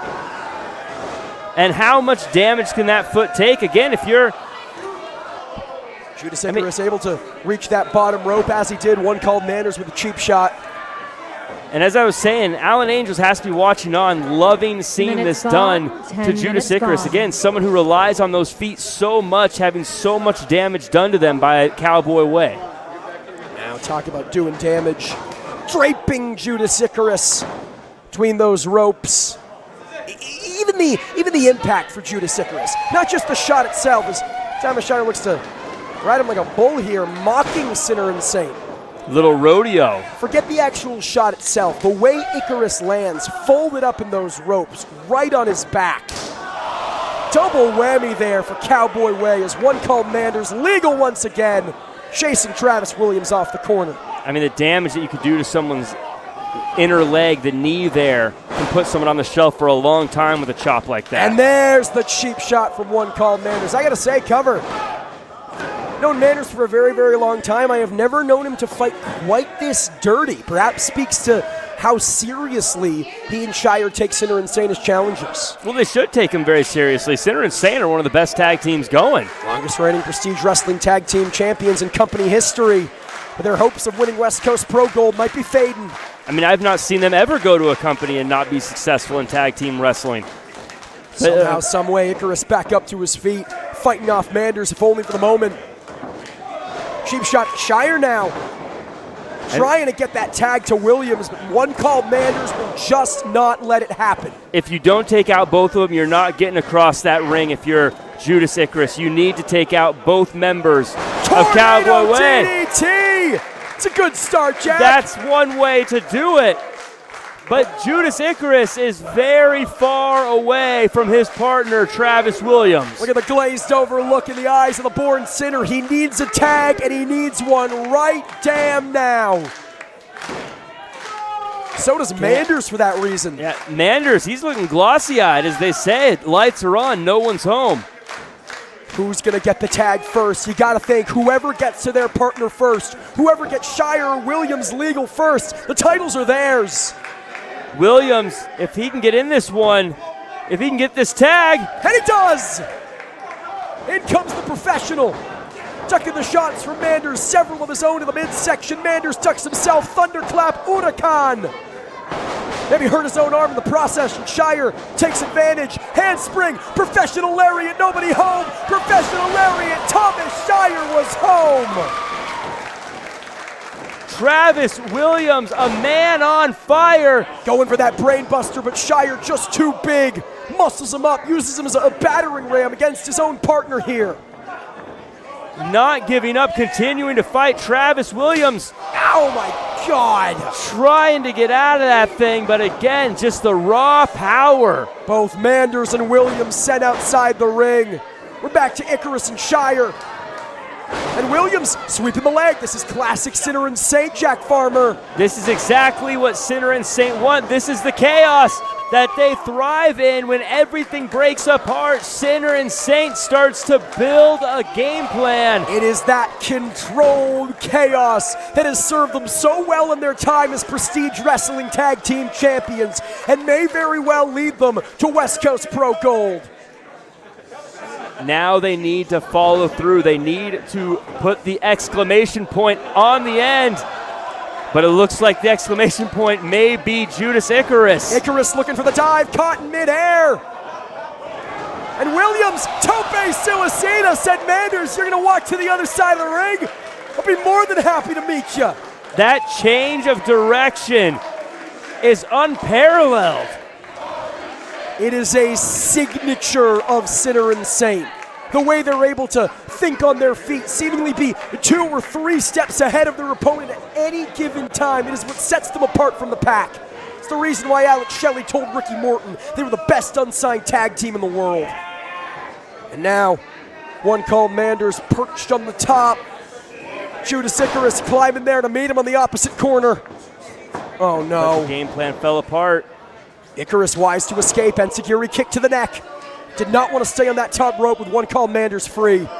Very smart maneuver getting off that top rope.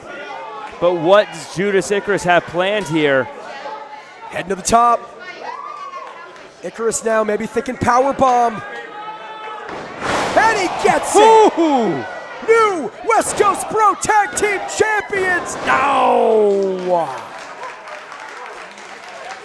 What a main event, Jack Farmer. The power of It's one gone. called 15 Manders, able to minutes gone. still kick out even after a massive power bomb off the top. Judas Icarus now looking to Travis Williams. You have to be thinking, that they are scrambling for their next idea for how they put this one away. Jack, they are thinking ode to the fallen. This is what won them the Prestige Gold. This is what retained the Prestige Gold time and time again, but Mander's just too big. Nobody home off the lariat. Williams knocks Shire off the corner.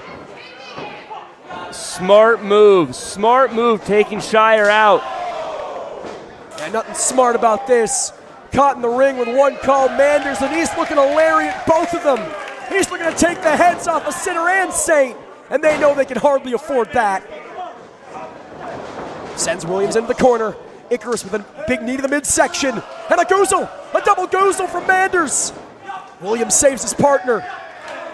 Sinner and Saint like a pair of piranhas just chomping up the meat in the river. But here comes Shire. Talk about meat.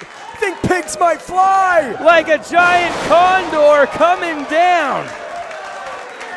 Man, that pig just should not be able to fly like that. Spiking Williams on his neck. No! Professional gets the shoulder up. You can see Shire 3 fingers up. He thought that was it. He thought that was it, but it was not, unfortunately, for the Cowboy way. Oh, Shire with a smile on his face. He's got evil intentions for Travis Williams. But Williams saw it coming. Cascadia Wrestling Cup champion 2024. Leaves the opening for Judas Icarus and another sunset flip powerbomb. Shoulders down. No, only a 2.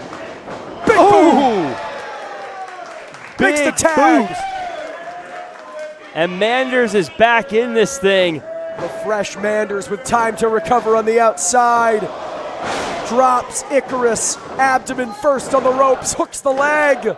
No, only a 2. Just a disrespectful drop over the top rope there. I'll tell you what, my personal issues with Alan Angels aside, type of fighting spirit we're seeing here tonight from Judas Icarus, that is becoming of a Prestige Wrestling World Champion.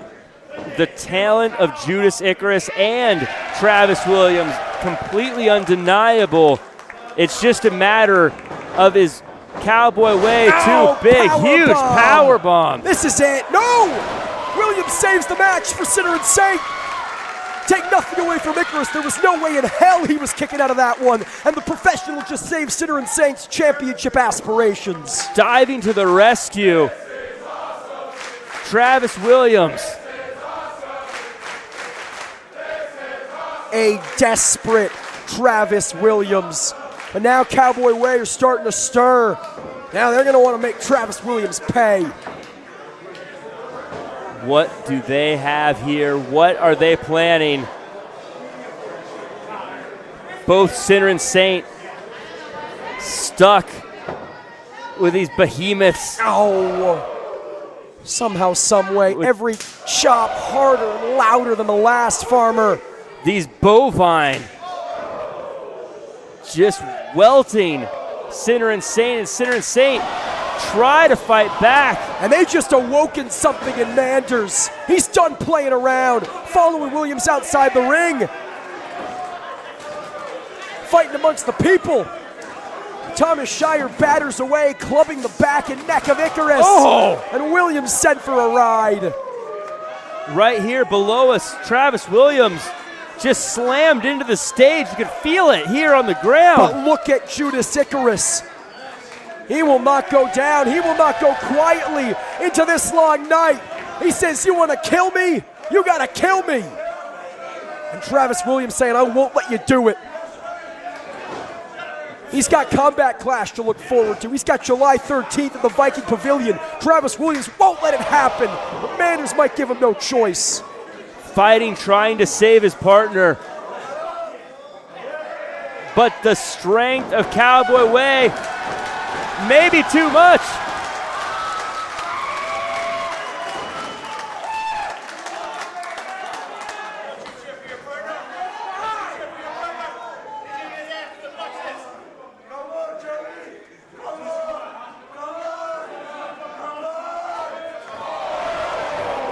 It's gone, 20 minutes Headbutt gone. from Manders. Williams with a sacrifice play.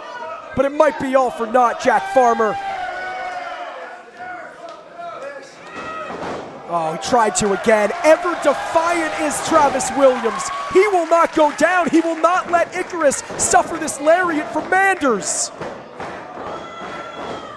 Repeated stomps now from Manders. He didn't want to do this. Williams gave him no choice. Williams would tell you he had no choice. This is what tag teams are all about. You stand up for your partner, but sometimes there's just nothing you can do, Jordan Castle. More than partners, more than friends, they're brothers, and still Williams will not go down. He will be damned if he's going to let Judas Icarus suffer that lariat. And finally, Judas Icarus with the wherewithal to escape the clutches of Thomas Shire. Manders doesn't even realize it. Jordan, that's all Travis Williams was trying to do, just trying to give Judas Icarus a chance. Give him the time. Face first, little Texas tornado action from Thomas Shire. But Judas Icarus lands on his feet. Big lariat. He's got to cover him. Cover him, Mickey.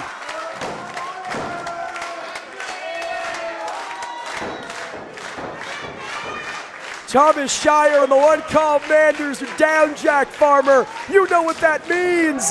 S's stay up. And here's the one called Manders legal once again, looking to make Travis Williams pay for that intervention. But now it's Icarus saving the professional. The tag team defense leads to the tag team offense. And these two, Sinner and Saint, have brought the big men down. Simply put, Sinner and Saint are He got him up! best tag team in the world, and they're about to be your West Coast Pro Tag Team Champions now! Front splash from Icarus. If that didn't get the job done, this will! No! You've got to be kidding me, man! My, oh my, what's it gonna take? The effort of these two.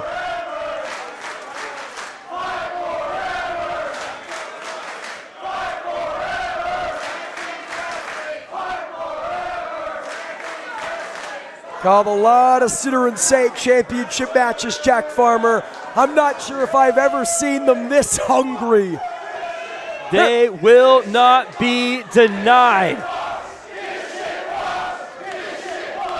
Talking about defiance, it's one called Manders with double birds to Sinner and Saint. He's going down, he's taking him to hell with him. And now, again, the big man perched on the top. They're thinking superplex here. They have to be. But Thomas Shire in to save his partner. Williams in the torture rack position again. He's got both of them. Thomas Shire with both members of Sinner and Saint on his shoulders. My God. The power of Thomas Shire. And the lariat of the one called Manders. Boom, click, dead.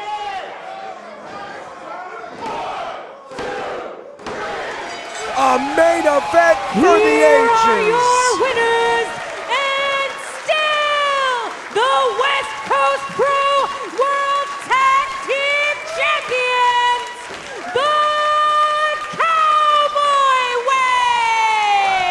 Way. A valiant effort from Sinner and Saint. Unfortunately, valiant efforts rarely end in success. The Cowboy Way. The champions showed why they are just that with a powerful and dominant display here at United.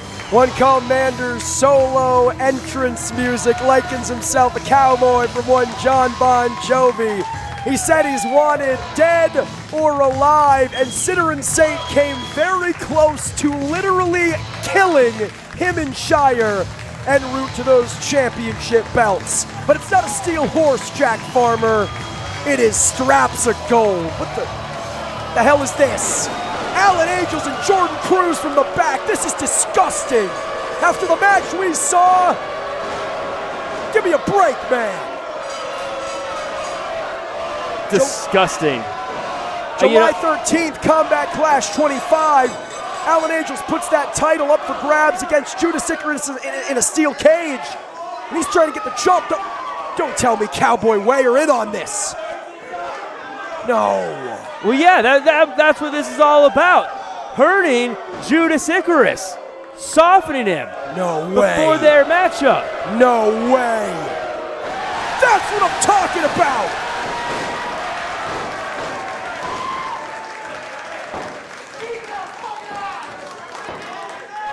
Cowboy Way may have earned a little bit of respect for Sinner and Saint. Respect is forged in fire, Jack Farmer. It is not given, it is earned. And after what we just saw, Sinner and Saint earning the assist from Cowboy Way.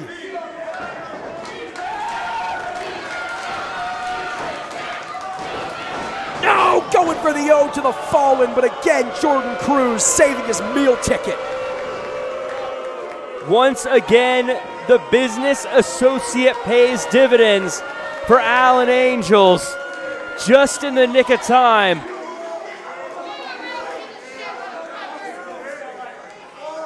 I'm coming for you, says Judas Icarus. July 13th, the Viking Pavilion in Portland, Oregon. Those men will be locked in a steel cage as Prestige Wrestling presents Combat Clash 25.